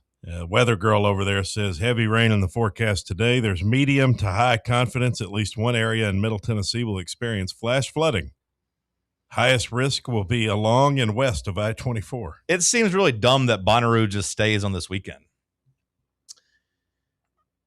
It is a rainy time of the year, isn't it? Yeah, like I mean, like they deal with it all the time there. Like, plus it's hot. Like, why not just do it in May or October? I don't know. It's weird. If you look at the forecasts right now, it's like the 10-day is like a chance of thunderstorms every day. Yeah, keeps it nice and humid. It's humid out there today. I don't know if you've been outside, but it is sticky. Nope, I slept here over the weekend. Haven't been outside at all. Oh wow. That's commitment.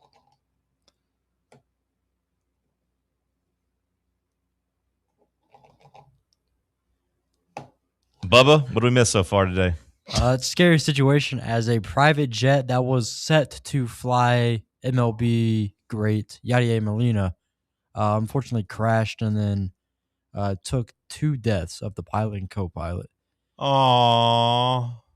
So thankfully that not a dead pilot and co-pilot on a plane headed for where? Takeoff in the DR for Mr. Molina. So unfortunate that those 2 lost their lives, but also thankfully he wasn't on the plane as well.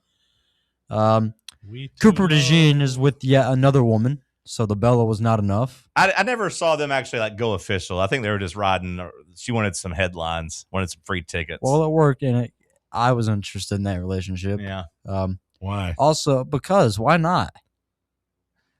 Damn. Take it easy, Jimmy Superfood Snuka. Louisville Kings. Kings up.